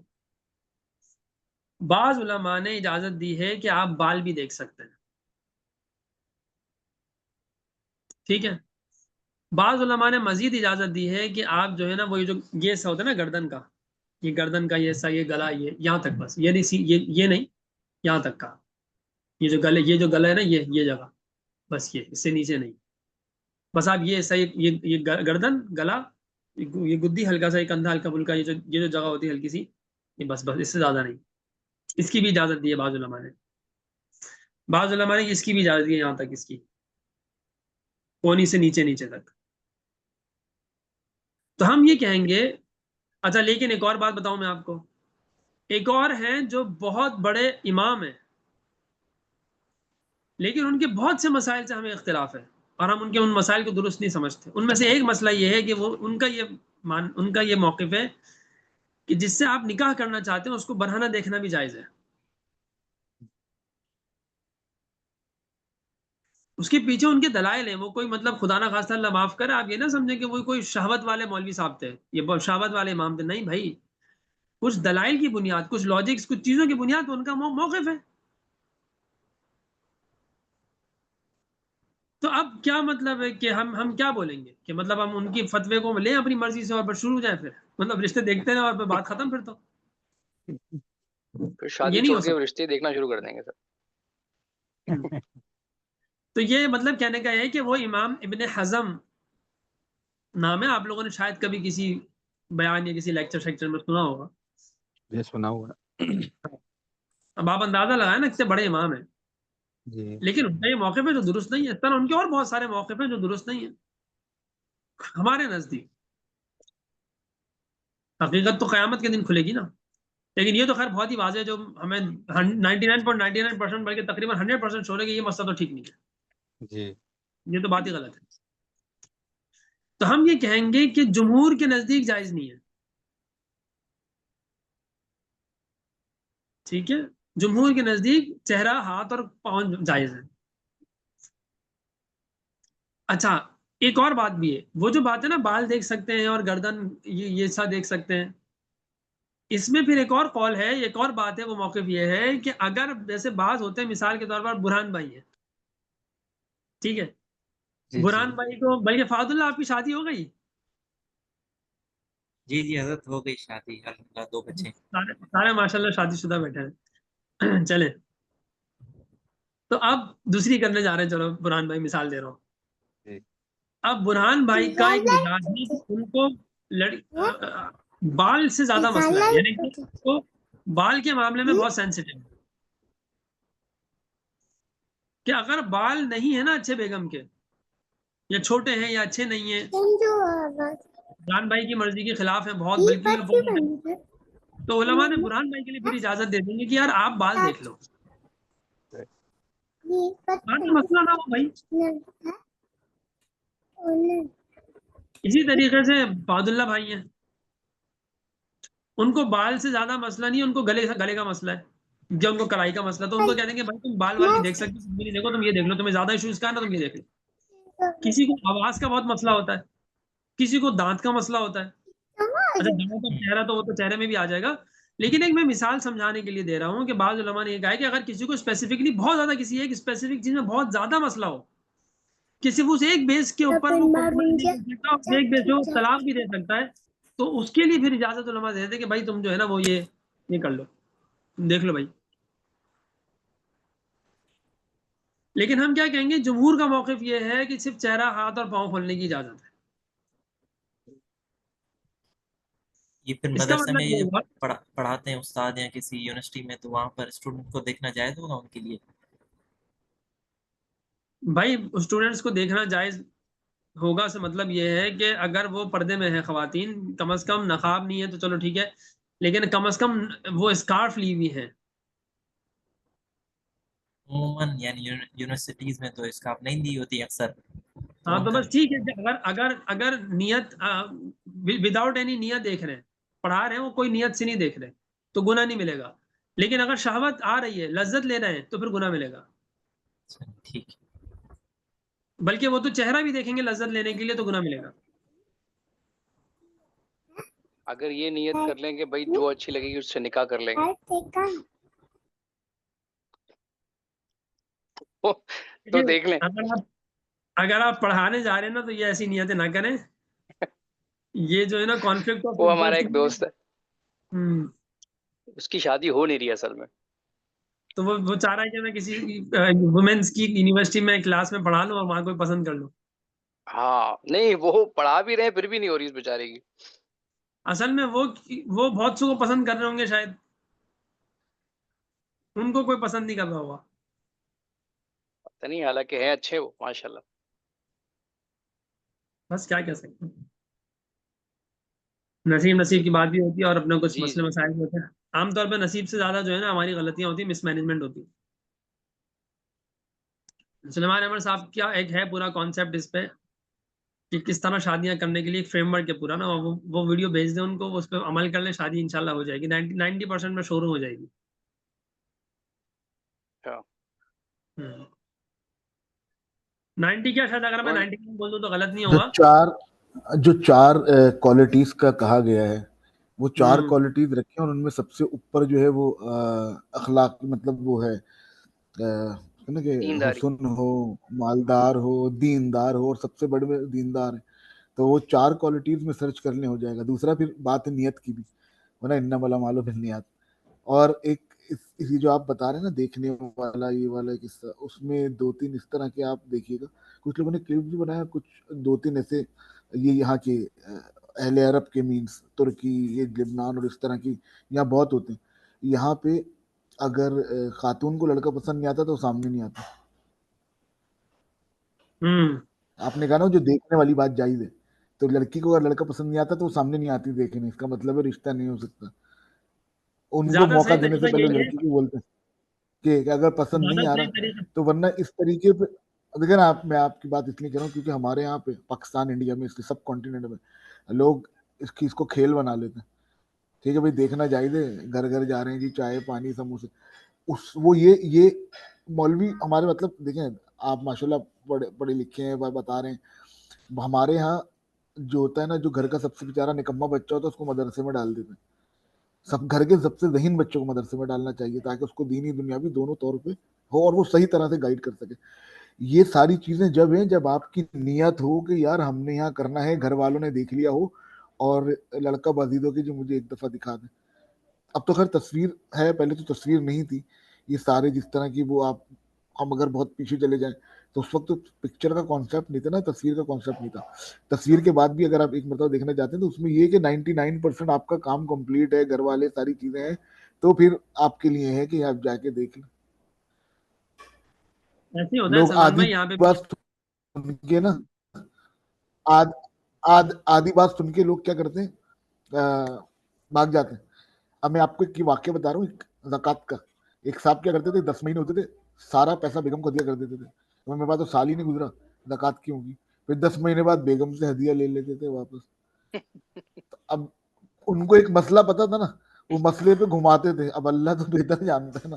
تو یہ ساری چیزیں ہیں کہ کلیئرلی جو ہے نا مینشن کرنی چاہیے تاکہ ہمیں نہیں پتا ہماری نیت کا اور اگلے بندے کی نیت کا وہ اس کو کس طرح یوٹیلائز کرے گا. اب بہت سارے لوگ کیا کرتے ہیں، کسی کو قرض دیا ہوا ہے نا، بولتے یار یہ دے نہیں پا رہا، اس کو زکوٰۃ دے دیتے ہیں. بولتے ہیں لا بھی تیرے پاس پیسے آ گئے، میرا قرضہ دے دے. تو لوگ دین کو اپنے لیے نا کھیل بنا لیتے ہیں. اور یہ ہے بہت سارے، یہ پریکٹیکلی دیکھا گیا ہے اور پریکٹیکلی لوگ کرتے بھی ہیں. اور پھر اس پہ کہتے ہیں دیکھو مولوی صاحب سے پوچھ لو، وہ تو کہتے ہیں ہاں بھائی یہ جائز ہے، ہاں بھائی ٹھیک ہے. لیکن آپ کی نیت کیا ہے؟ نیت کی بات ہے نا کہ نیت کس نیت سے کر رہے اصل میں یہ جو ہیں. بات ہے مطلب نا، زکوٰۃ پہلی والی جو آپ نے حدیث ہی ہے نا، بیوی انما جو ہے وہ، الاعمال بالنیات. ہاں وہ جو زکوٰۃ والی جو بات ہے نا، وہ میاں بیوی نے جو کیا نا، وہ اس کے بارے میں میں نے خود سنا ہے ایک عالم سے، اور انہوں نے بتایا کہ اس کا اس کا خاتمہ ایمان پہ نہیں ہوا تھا. تو دین کو کھیل بنانے کے متعلق قرآن نے اتنی سخت باتیں کی ہیں نا کہ تم نے دین کو اگر لائب یہی بنا میں دیا یہی تم کہہ نے رہا ہوں نا دین. کہ ان کو آخرت پہ یقین نہیں ہے نا، اس لیے وہ کھیل رہے ہیں. اگر آخرت پہ یقین ہوتا، اللہ کا ڈر ہوتا، تو اس چیز کو چھپاتے ہی نہیں. بھائی اللہ سے تو کوئی بات پوشیدہ نہیں ہے نا. چھوٹی موٹی چیز نہیں ہے، یہ بہت بڑی چیز ہے کہ آپ جو ہے نا زکوٰۃ کے معاملے میں کوئی کھا جائیں، زکوٰۃ ہی کھا جائیں پوری. یار آپ کو اتنا اللہ نے مال دیا ہے، آپ تھوڑی سی اس میں سے 2.5% اللہ لے رہے ہیں سال بعد، اس میں بھی تم یہ ہیلا کر رہے ہو، بیوی کو دے رہے ہو، بیوی شوہر کو دے رہی ہے، تو وہ تو پھر اللہ معاف کرے، خاتمہ ایک ہے، اب اللہ جانے خاتمہ کیسے ہوا تھا، لیکن سنگین بات ہے اور بہت بڑی غلطی ہے.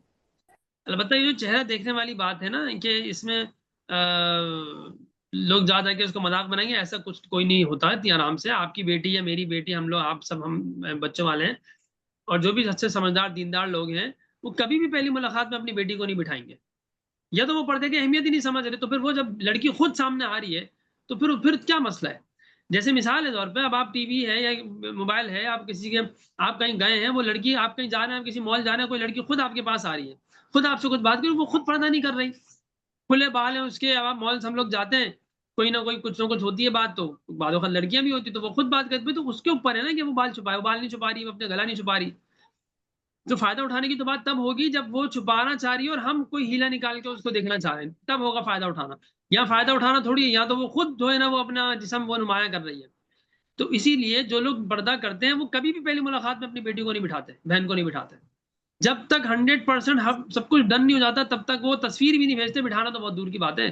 میری امی خود رشتے کراتی ہیں، مجھے پتا ہے ان چیزوں کا، اور میں خود ان چکروں میں بہت زیادہ رہا ہوں، ان رشتوں کے اس میں نا میں تھوڑا بہت انوالو بھی رہا ہوں. اور اس کے علاوہ خود میرا اپنا سرکل ہو، کچھ چیزوں میں وہ لوگ مجھ سے بول رہے ہوتے ہیں کہ بھائی کوئی اچھا لڑکا ہو، رشتہ ہو، دیکھ رہے ہوتے ہیں نا، چلو بندہ دیندار ہے، کوئی اچھی لڑکی بتا دے گا، کوئی اچھا لڑکا بتا دے گا، مدرسے کی فیلڈ کا بتا دے گا، کوئی طالبات بتا دے گا، کوئی یا کوئی طالب علم بتا دے گا. تو اس لیے میں نے فاضل اللہ سے پوچھا تھا اس کی شادی نہیں ہوئی تو اس کی شادی کرا لیتے ہیں. خیر ہو گئے ماشاء اللہ، دوسری کرا دیں گے. چلو دوسری تو ہم سب کی ہو جانی چاہیے. تو کہنے کا مقصد یہ ہے کہ یہ نا ایسے کوئی فرسٹ ٹائم میں نہیں بٹھاتا، نہ فرسٹ ٹائم میں تصویر بھیجتا ہے. دکھانا بٹھانا تو بہت دور کی بات ہے. جب کنفرم ہو جائے، چاہے وہ فرسٹ ٹائم میں ہو جائے، فرسٹ ٹائم سے مطلب یہ ہے کہ وہ جب تک 100% شور نہیں ہو جاتے تب تک نہیں اپنی بیوی بیٹیوں کو دکھایا جاتا. دوسری بات یہ کہ ہم تو یہاں پہ بہت کچھ پڑھیں گے. یہ جو میں نے بات آپ کو بتائی ابن حزم والی، یہ عام جگہ پہ تو میں بتاتا بھی نہیں ہوں. میں خواتین کو بھی تفسیر پڑھاتا ہوں. ابھی ان کا یہی سبق گزرا ناسخ اور منسوخ والا، اس میں یہی لفظ آیا تھا جمہور والا. میں نے بہت اچھے سے ڈیٹیل میں ایکسپلین کیا ان کا جمہور کیا ہوتا ہے، لیکن ان کو میں نے ابن حزم کی مثال نہیں دی تھی. وہ خواتین تھی، میں ان کے سامنے کیسے بولوں یہ بات؟ مجھے پتا ہے نا کہ وہ ان کو بولنا تو بہت نامناسب سی بات ہے. میں میل ہوں، ہاں یہ تو کوئی فیمیل ہی خاتون ہو وہی پڑھا رہی ہوں، ٹھیک ہے، وہ اگر بول بھی دیں تو اتنا بڑا ایشو نہیں تھا. لیکن میں تو نہیں مطلب مجھے میری حیا مانے تھی کہ میں یہ بات ان سے کہتا. بس میں نے کہا کہ میں اتنا بول دیا کہ ایک تو اتنا بڑا موقف ہے کہ میں آپ لوگوں کے سامنے بول بھی نہیں سکتا، لیکن ہے ایک موقع، بس اس طرح میں ان کو سمجھا دی، لیکن یہ بات نہیں بتائی ان کو میں نے. لیکن ہم جب پڑھ رہے ہیں تو ہمیں تو ڈیٹیل میں بہت ساری چیزیں پڑھنی پڑیں گی. اب اس سے اگر غلط فائدہ اٹھا رہا ہے کوئی تو بھائی وہ جانے، اللہ جانے. البتہ یہ والی بات جو تھی اس میں تو زیادہ پریشان ہونے کی بات نہیں ہے. عام طور پہ لوگ نہیں دکھاتے بیٹیوں کو، نہ تصویر بھیجتے نہ بٹھانا، تو بہت دور کی بات ہے. باقی آپ کی بات بالکل صحیح ہے کہ لوگ کیا ہے اپنے دین کو مذاق بنا لیتے ہیں. اس طرح کے مسائل سے آسانی نکلتی ہے، اپنی مرضی سے دین کے مسائل کو مذاق بنا کے چلتے ہیں. تو پھر ان کی سزا اللہ تعالیٰ کے ہاں تو ہے، تو دنیا میں نہیں ملی تو آخرت میں ہے. اگر اللہ نے معاف نہیں کیا تو بیٹی باقی اللہ کا معاملہ، کیا پتہ اللہ معاف بھی کرتے بھائی. تو خیر جمہور کا مقصد یہ ہوتا ہے کہ کسی مسئلے کے اوپر ایک اکثر بڑے جید اہل علم محققین علماء ایک طرف ہوں اور 2-4 ایک طرف ہوں. وہ جو 2-4 ہیں وہ بھی محقق جید بڑے متقی اخلاص والے علماء ہیں. جو متقی نہیں ہیں، محقق نہیں ہیں، ان کو تو کھاتے میں ہی نہیں لایا جاتا. میں بات کر رہا ہوں کہ وہ بھی محقق ہیں جو نہیں. ابن حزم کوئی گناہگار آدمی نہیں تھے. یہ اسی طریقے سے شیخ الاسلام ابن تیمیہ رحمہ اللہ بہت بڑے عالم، بہت بڑے اللہ کے ولی، بہت بڑے محدث، مفسر، محقق، بہت کیا نہیں تھے ابن تیمیہ. ابن تیمیہ کا انتقال ہوا ہے، لکھ لیں 728 ہجری میں. ٹھیک ہے، آپ لوگوں نے سنا ہوگا ابن کثیر کا نام، تفسیر ابن کثیر. آپ لوگوں نے سنا ہوگا ابن قیم کا نام، حافظ ابن قیم، امام ابن القیم، علامہ ابن القیم، اس طرح ان کے نام. شیخ ابن القیم بھی یا مولانا ابن القیم تو خیر کمی ہوگا، لیکن عموماً یہ القاب ہوتے ہیں. حافظ، امام یا علامہ اس طرح کے ہوتے ہیں. باقی شیخ اور مولانا تو ہمارے اتنا نہیں ہوتا، ہمارے یہاں چلتا جاتا ہے. یہ شاگرد ہیں کون؟ یہ دونوں، ابن قیم بھی ابن کثیر بھی. کس کے شاگرد ہیں؟ ابن تیمیہ کے. پتہ ہے بات آپ کو؟ آپ لوگوں نے ابن تیمیہ کا نام بھی سنا ہوا ہوگا. جی آپ چلے جائیں، فاضل آپ چلے جائیں. آپ ابن لوگوں نے قیم کہ وہ ان کے شاگرد ہیں، ابن کثیر کا نہیں پتا تھا. ابن تیمیہ کے شاگرد ہیں ابن قیم بھی، ابن کثیر بھی. جی ہاں ابن قیم بڑے ہیں، مطلب ابن قیم تھوڑے پہلے کے، ان کا انتقال ہو گیا 751 ہجری میں، اور ابن کثیر کا انتقال ہوا ہے 774 ہجری میں، 774.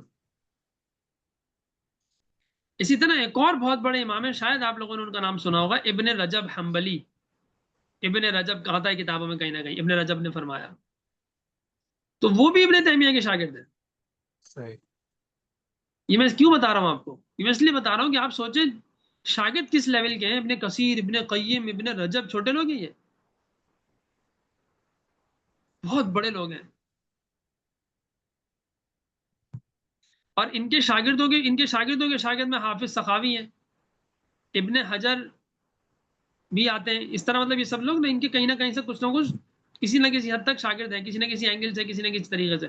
تو شیخ الاسلام ابن تیمیہ اتنی بڑی شخصیت ہے، پہاڑ علم کا وہ بندہ، سمندر علم کا وہ، لیکن ان کے بعض مسائل ہیں جو ٹھیک نہیں ہیں. تو ہم کہیں گے ابن تیمیہ کا یہ مسئلہ جمہور سے ہٹ کر ہے. یہ میں اس لیے ڈیٹیل میں بتا رہا ہوں کہ اچھے لوگوں کو اس تفصیل کا نہیں پتا ہوتا، پورے مولوی بن جاتے ہیں، یعنی عالم کا کورس پورا ہو جاتا ہے، ان کو جمہور کی یہ انڈرسٹینڈنگ نہیں ہوتی. اس کو اچھا ایک عظیم طریقے بھائی، سے ایک بیان کیا جاتا ہے میجورٹی. جیسے عمر بھائی نے کہا نا میجورٹی، ایک منٹ، عمر بھائی نے کہا نا میجورٹی، تو یہ بات ٹھیک ہے، میجورٹی کہنا ایک حد تک یہ بات ٹھیک ہے، یعنی تقریباً اس سے بات کور ہو جاتی ہے، لیکن مکمل نہیں ہوتی. مکمل اب جو میں نے پوری بات بتائی ہے اس سے مکمل ہو رہی ہے، کہ صرف زیادہ ہونا ضروری نہیں ہے. ہو سکتا ہے کہ مثال کے طور پر 1000 علماء ہیں اور اس میں جو ہے نا وہ 400 علماء کا ایک موقف ہے، اور وہ 400 محقق ہیں اور صحیح والے پختہ علم والے متقی لوگ ہیں، ان کا ایک موقف ہے. دوسری طرف 600 کا الگ موقف ہے. اس میں سے 100-200 تو ہیں محقق اور متقی اور صحیح والے، لیکن بقیہ تو ڈھیلے ڈھالے ہیں، ان کے علم میں کوئی پختگی نہیں ہے. ٹھیک ہے، مجھ کم علم سے بھی کم علم ہے ان کا.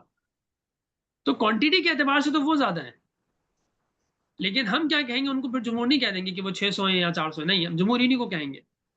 کیونکہ جمہور سے مراد، میں نے اس لیے پہلے تھوڑی یعنی میجورٹی کی بات جو عمر بھائی نے کی صحیح کی، لیکن اس کی تھوڑی مزید وضاحت یہ ہے کہ وہ محقق اور متقی اور صحیح پختہ ڈیپ انڈرسٹینڈنگ والے، گہرائی اور گہرائی والے علم رکھنے والے علماء مراد ہوتے ہیں، اور ان میں دیکھا جاتا ہے کہ اکثریت کی رائے کس میں. اوور آل میجورٹی نہیں دیکھا جاتا، ان خاص میں دیکھا جاتا ہے کہ زیادہ میجورٹی کدھر ہے.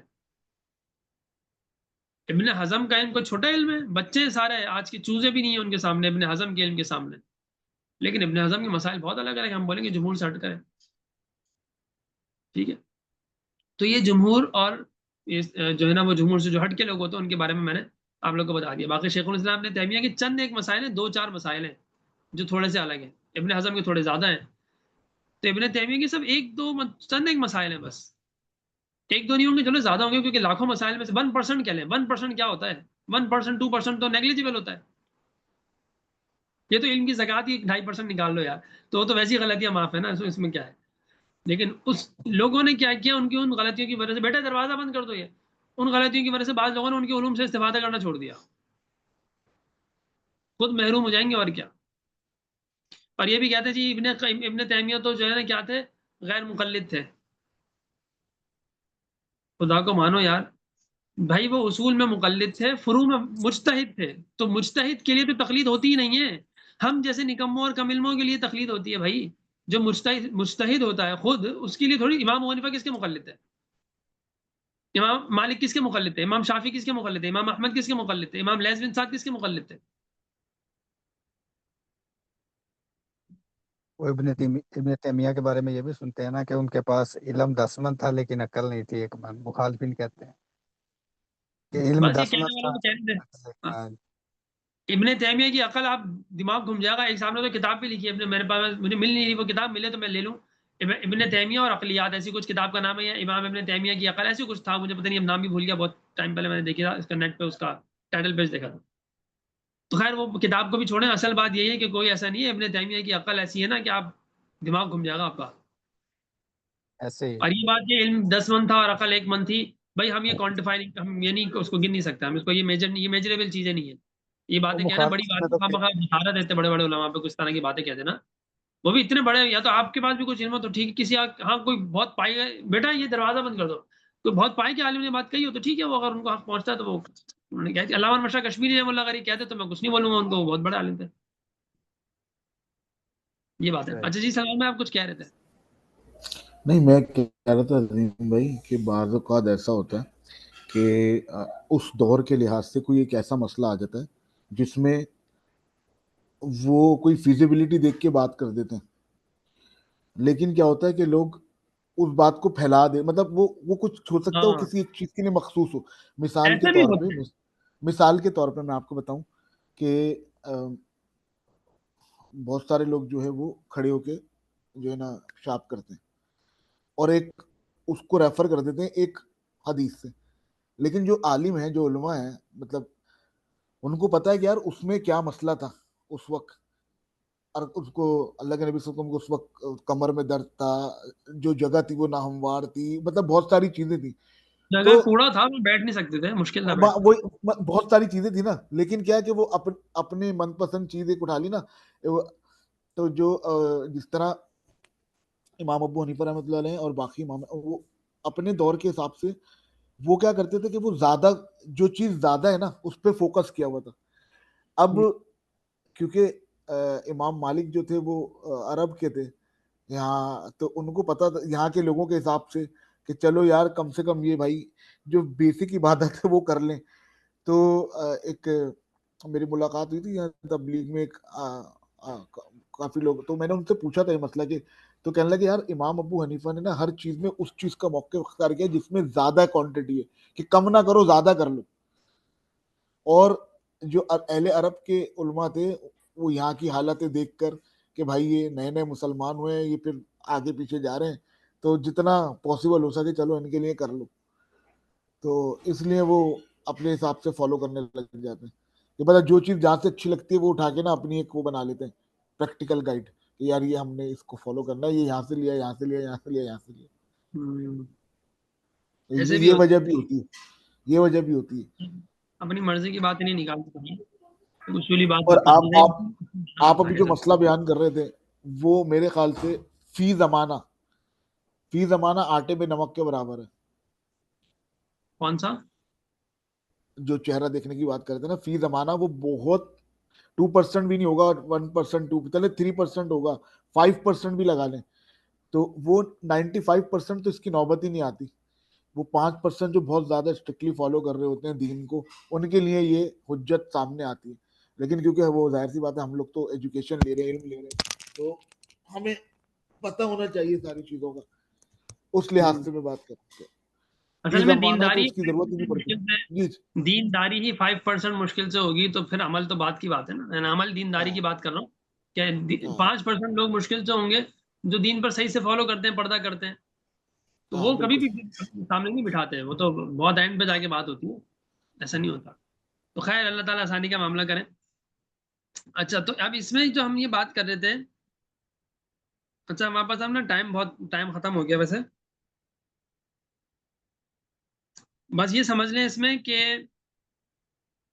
جمہور اہل سنت کا مسئلہ یہ ہے کہ قرآن کریم میں ایسی آیت موجود ہے جن کا حکم منسوخ ہو چکا ہے. لیکن معتزلہ میں سے، معتزلہ جو ہے نا وہ ایک عقل پرست فرقہ تھا جو عقل کو بس بات مانتا تھا، بہت سے معجزات کا بھی انکار کر دیتا تھا. اس میں سے ابو مسلم اصفہانی کا کہنا ہے کہ قرآن کریم میں آیت منسوخ نہیں ہے بلکہ تمام آیت اب بھی واجب العمل ہے، اور ابو مسلم اصفہانی کی اتباع میں بعض دوسرے حضرات نے بھی یہی رائے ظاہر کی، اور ہمارے زمانے میں اکثر تجدد پسند حضرات اسی کے قائل ہیں. ٹھیک ہے. چنانچہ جن آیتوں میں نسخ معلوم ہوتا ہے نا، یہ حضرات ان کی ایسی تفسیر، ایسی تشریح بیان کرتے ہیں جس سے نسخ نہیں ماننا پڑے، لیکن اس کی وجہ سے اصول تفسیر کو وہ پامال کر دیتے ہیں. بعض قرآن آیت کی تفسیر میں ایسی کھینچتان کرنی پڑتی ہے ان کو کہ اصول تفسیر کے بالکل خلاف ہے. اور اصل میں ان کے ذہن میں بات بیٹھ گئی کہ نسخ تو عیب ہے. ان کے ذہن میں یہ بات بیٹھ گئی کہ نسخ تو عیب ہے. تو عیب تو ہے نہیں نسخ، ہم پہلے بات کر چکے ہیں نسخ کے بارے میں کہ بھائی اللہ کی حکمت ہے، آج اس وقت تک یہ حکم تھا، ختم ہو گیا، اس میں عیب کی بات تھوڑی ہے. ان کے ذہن میں یہ کہ عیب ہے اور قرآن کریم کو اس سے خالی ہونا چاہیے. اب سوال یہ ہے کہ اگر یہ عیب ہے تو اللہ کے سے پہلے جو احکامات نازل ہوئے تورات زبور انجیل میں، تو وہ اس میں عیب ہے کیا پھر؟ یعنی اللہ کے احکام میں عیب ہے؟ تو اگر عیب ہے تو پھر وہاں بھی عیب ہے، نہیں وہاں تو صحیح ہے یہاں نہیں، کیوں؟ یہ عجیب سی بات ہے، اگر وہاں عیب ہے تو پھر یہاں عیب ہے، یہاں عیب ہے تو پھر وہاں بھی عیب ہے، اور اگر وہاں عیب نہیں ہے تو پھر یہاں کس خوشی میں عیب ہے؟ نہیں بس قرآن میں نہیں ہونا، کیوں نہیں ہونا چاہیے؟ عیب ہے تو پھر وہاں بھی ہے، نہیں وہاں مطلب وہ بھائی اللہ کے حکام میں عیب نہیں ہو سکتے نا، وہاں تو آپ مان رہے ہو نا، یہاں آپ نہیں مان رہے۔ تورات زبور انجیل اور دیگر شریعت میں شرائع میں آپ مان رہے ہو کہ نسخ ہوا ہے، اور اگر نسخ عیب ہے تو وہاں پھر عیب ہوا ہے، آپ مانو نہیں یہ تو نہیں، تو اگر عیب ہے یہاں آپ عیب کیوں مان رہے ہو پھر اس کو، جب وہاں عیب نہیں مان رہے؟ اب وہاں یہاں عیب مان رہے تو وہاں بھی مانو، وہاں نہیں مان رہے تو یہاں بھی نہیں مانو، سمپل سی بات ہے۔ لیکن بس وہ ایگزام میں پتہ نہیں بس بیٹھ گیا کہ قرآن میں عیب نہیں ہونا، یہ قرآن میں نسخ نہیں ہونا چاہیے، نسخ عیب ہے، نسخ عیب نہیں ہے، آگے آپ دیکھیں گے اس کی کتنی حکمتیں ہیں۔ جب پڑھا رہا تھا تو اس میں ایک سوال میرے پاس یہ بھی آیا تھا کہ بھئی اگر یہ نسخ ہوتا ہی نہیں قرآن میں، یعنی جو نسخ ہو گیا اس کی آیتیں بھی نکال دیتے، یعنی دوسری قسم نہیں ہوتی، ناسخ التلاوت منسوخ الحکم نہیں ہوتا، تو کنفیوژن ختم ہو جاتی۔ جیسے بہت سی آیتیں آئی تھی وقتی حکم تھا، ختم ہو گیا، قرآن میں نہیں رکھا اس کو، قیامت تک قائم نہیں رکھا اس کو قرآن میں، تلاوت بھی نہیں رکھی، تو جو منسوخ ہو گیا تو اس کی تلاوت بھی ہٹا دے، سب کی ہٹا دیتے، ایسی اس کی لاجک ہی کیا ہے، یعنی اس کی ضرورت ہی کیا ہے کہ بھائی قرآن میں حکم ختم ہو گیا لیکن پھر بھی قرآن میں ہے، تو صرف تلاوت کرنا یہ کیا بات ہوئی؟ ایک سوال ہے، ہو سکتا ہے آپ لوگ کے بھی ذہن میں آئے یہ سوال، تو اس کے پیچھے بہت سی حکمتیں ہیں، وہ ہم اگلے انشاءاللہ نیکسٹ کلاس سے پڑھ لیں گے کیونکہ ابھی ٹائم ہو گیا ہے، ورنہ ہم آج ہی پڑھ لیتے ہیں، تو اس کو ہم یہیں پہ ختم کرتے ہیں انشاءاللہ تعالیٰ، پھر ہم نیکسٹ کلاس میں کوشش سیرت کروں گا کہ کی ٹائم بتا دیں پڑھ لیں۔ اچھا ہاں حضرت، آپ تمام حضرات سے یہ پوچھنا عظیم تھا، بھائی، سیرت کی ہاں وہی کہہ رہا ہوں، وہی پوچھ رہا ہوں کہ بھائی مشورہ دیں سیرت کے حوالے سے، کیونکہ ہم سیرت کو بھی شروع کریں گے نا تو وہ بھی گروپ میں ہی کریں گے،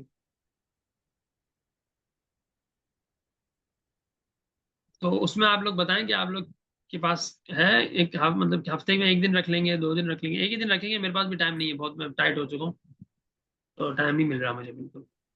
اتوار والا دن بہتر ہے میرا خیال ہے۔ یار ایک اتوار کا دن تو چھوڑ دیں مجھے، میں پیر سے ہفتے تک جو ہے نا وہ لگا ہوا ہوتا ہوں کلاسوں میں پڑھانے میں۔ میرے ساتھ آپ بھی ایسا ہی ہے، بلکہ اب تو اتوار کو بھی کلاس آ گئی ہے، تو یعنی کل بھی مجھے جانا ہے پڑھانے، تو بس لیکن اس میں کہ کم کلاس ہوتی ہے تو پھر میں، لیکن ظاہر ہے جو میجورٹی کا ہے، جمہور کی جو رائے ہے اسی حساب سے جمہور کلاس کیا رہا ہے؟ جمہور فرمائے، جمہور کیا فرماتے ہیں؟ آپ گروپ میں میسج کر دیں، سب کا اوپینین آ جائے گا، میں تو اس میسج میں کر جو دیتا ہوں، بہتر پھر آپ لگے لکھ لیں، تو اپنا ٹائم بتا دیں، اویلیبلٹی بتا دیں۔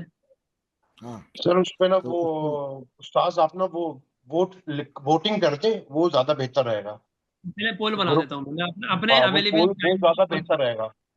بالکل صحیح ہے، ٹھیک ہے، تو میں نا اپنے جو میرے اویلیبل ٹائمز ہیں وہ سب کا میں پول بناتا ہوں۔ اچھا ایک بات، دوسری بات یہ ہے کہ یہ بھی بتائیے گا کہ میرا اپنا جو، اچھا آپ لوگ میں سے کن کن نے مولانا ڈاکٹر محمود احمد غازی صاحب کے محاضرات کا مطالعہ کیا ہے، یہ بتائیں ذرا۔ میں نے نیت کر لی ہے۔ نیت تو آپ نے وہ کلاس میں کر لی تھی۔ پھر اچھا محاضرات قرآنی اور محاضرات حدیث یہ مکمل پڑھے تھے، اور محاضرات فقہ تھوڑا سا 3-4 صفحات ہی پڑھے تھے، اور محاضرات سیرت، نہیں وہ بھی نہیں شروع کی۔ یعنی کہ صرف آپ نے وہ محاضرات سیرت، شریعت اور معیشت و تجارت وہ نہیں پڑھے، قرآن اور حدیث پورا پڑھ لیا تھا جی مکمل، اور فقہ شروع کیا تھا، پھر وہ رہ گیا نا، ہاں جی رہ گئی۔ ٹھیک ہے چلیں۔ اچھا چلیں بھائی، یہ کتاب جو ہے نا یہ پڑھیں، آپ لوگ کو پتہ چلے گا دین کا علم ہوتا کیا ہے نا۔ ان 2 معاذرات جو آپ نے پڑھے آپ کو اس آئیڈیا ہو گیا ہوگا کہ کیا تھا، وہ ایسے ہی بہت ہائی لیول ہے، خیر ماشاء اللہ۔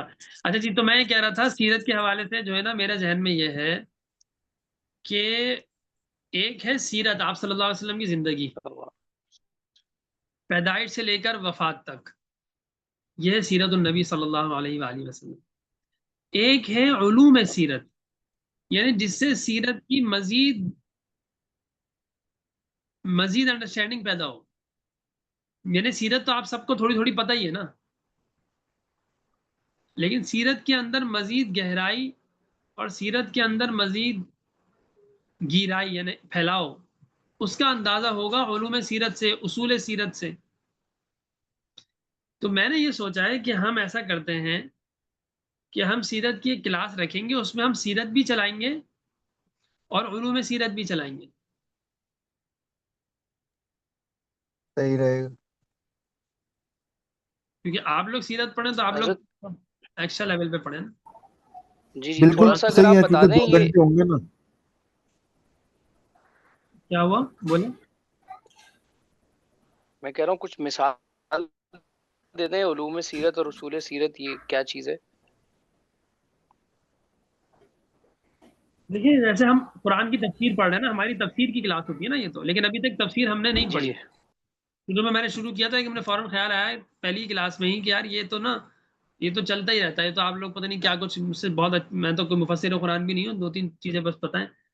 تو آپ لوگوں نے تفسیریں سنی بھی ہوں گی، پڑھی بھی ہوں گی، گھروں میں بھی ہوں گی. تو جب ہم تفسیر پڑھیں گے تو خیر اس میں بھی ہم بہت ڈیپلی اور ڈیٹیل پڑھیں گے، لیکن پھر بھی کم از کم ایک علوم تفسیر اور اصول تفسیر کا آپ کو، علوم القرآن کا آپ کو آئیڈیا ہو. تو یہ بھی میں نے آپ لوگوں سے پوچھا تھا کہ یہی طریقہ جس پہ میں چل رہا ہوں وہ زیادہ صحیح ہے یا ہم تفسیر ہی شروع کر دیں، ان چیزوں کو چھوڑ دیں ہم. تو میری رائے تو یہ کہ نہیں، یہ بہت ضروری چیز ہے، ان کو ہم لے کے چلیں، پڑھیں، اس کے بعد پھر ہم تفسیر پر آ جائیں. تو جس طرح یہ قرآن کی تفسیر ایک الگ چیز ہے، اور یہ ہم جو چیزیں پڑھ رہے ہیں، دیگر چیزیں پڑھ رہے ہیں، علوم پڑھ رہے ہیں، اور قرآن کریم کا ایک عمومی جائزہ بھی ہم نے چیک تھوڑا سمجھنا چاہا، قرآن کا کیا مقام مرتبہ ہے، عظمت، وہ سب چیزیں ہم نے دیکھی، ایک تھوڑا سا ایک آئیڈیا سا لیا، ایک جھلک تھی. تو اس طریقے سے ہم پڑھ رہے ہیں، تو یہ تفسیر ہی ہے، لیکن تفسیر کے ساتھ یہ علوم القرآن یا دیگر چیزیں بھی شامل ہیں. تو حدیث صحیح. سیرت کا بھی یہی ہے.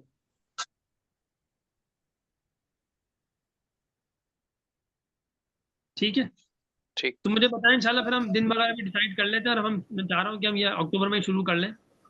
اور ایسا کر لیں گے نا عظیم بھائی، 2 گھنٹے ہوتے ہیں نا، تو ایک ٹاپک علوم سیرت کا رکھ لیں گے، وہ ٹاپک ختم ہوگا تو پھر سیرت شروع کر دیں گے، سیرت بھی پڑھ لیں گے، تو دونوں چیزیں ساتھ ساتھ چلتی رہیں گی. اور یہ ہوگا کہ کیونکہ سیرت النبی صلی اللہ علیہ وسلم ایسا ٹاپک ہے جس میں آپ الحمدللہ کبھی بوریت فیل نہیں کرتے. علوم سیرت میں تھوڑا سا ہو سکتا ہے کہ یار اتنی زیادہ تھیوری آ گئی، تو ایک ٹاپک ڈسکس کر کے پھر اللہ کے نبی صلی اللہ علیہ وسلم کی سیرت جس طرح آپ پڑھاتے ہیں، تو ہر کلاس میں ایک ٹاپک اور سیرت کنٹینیو کریں گے، تو دونوں ساتھ ساتھ چلتے رہیں گے انشاءاللہ. ہاں صحیح ہے. اور تفسیر کے حوالے سے بھی مطلب میری رائے یہ تھی کہ جیسے آپ علوم پڑھا رہے ہیں، تو جب ہم تفسیر شروع کریں تو سورہ فاتحہ کے بعد وہ 5 سے 6 صورتیں جو کہ بہت ریگولرلی پڑھی جاتی ہیں، ان کی تفسیر کریں اور پھر سورہ بقرہ سے شروع کریں، تو اس میں بڑا اچھا رہے گا. کیونکہ جو وہ ریگولر کی بیس پہ ہم پڑھتے ہیں، گھر میں بھی لوگ پڑھتے ہیں، تو اس میں بتانا بھی اچھا رہے گا. وہ لوگ پڑھ رہے ہوں گے، ان کو بھی سمجھ آئے گا کہ ہم کیا پڑھ رہے ہیں کیا نہیں پڑھ رہے. اور پھر ہم بھی تھوڑا سا ہائیلی انوالو ہو جائیں گے، تو پھر سورہ بقرہ سے اس کی بھی لائن ووٹنگ کر سے لیں گے نا، اس کی بھی ٹھیک ووٹنگ کر ہے. لیں گے. جی ٹھیک ہے انشاءاللہ. ٹھیک ہے، تو بس 5:15 پھر ہمیں نماز کا بھی ٹائم ہو رہا ہے. تو اگر جی کوئی سوال ہے، کوئی بات ہے تو کر لیں، ہم ہیں ہمارے پاس 4-5 منٹ، پھر ہم آف کر لیتے ہیں. جی جی جزاک اللہ خیر. جزاک اللہ خیر. اچھا آپ لوگ نوٹس پابندی سے بنا رہے ہیں نا بھائی؟ جی رف تو تیار ہیں، نیٹ کرنے والے ہیں. وہ نیٹ ہوتے رہیں گے، اور اگر آپ کا ہاں کمپیوٹر لیپ ٹاپ پہ ہاتھ سیٹ ہے نا، تو اس کو کم وہ کر دیں، صحیح، اس کو اس پہ لے جائیں، ڈیجیٹلائز کر دیں. چلیں گے بھی تجویز اچھی. اس میں کیا ہوگا کہ آپ کے پاس ایک تو وہ سیو رہے گا، پھر جب تھوڑا بن جائے تو پرنٹ بھی نکال کے رکھیں، دونوں چیزیں رکھا کریں، سافٹ کاپی اور ہارڈ کاپی. دوسرا یہ ہوگا کہ آپ کبھی چاہیں گے نا آگے جا کے، تو ماشاءاللہ آپ مولانا برہان امین صاحب بنیں گے، تو جو ہے وہ آپ لوگ سارے ماشاءاللہ سب کی مطلب مثال ہے انشاءاللہ.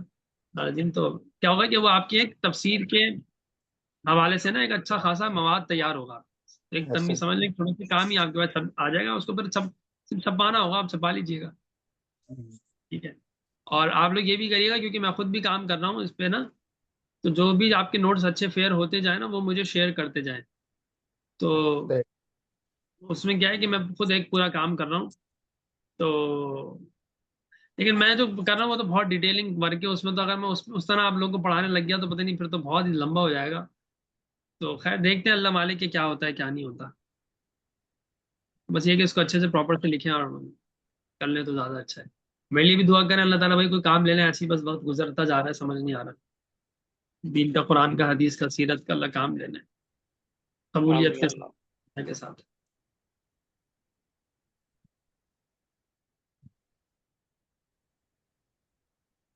ٹھیک ہے حضرات،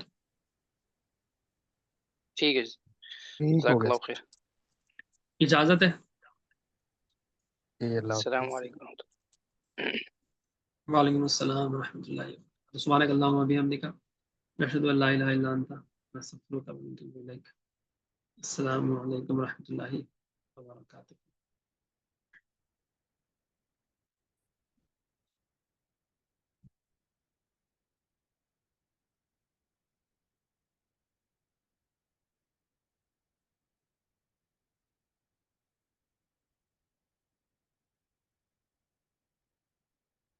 ابا ہم.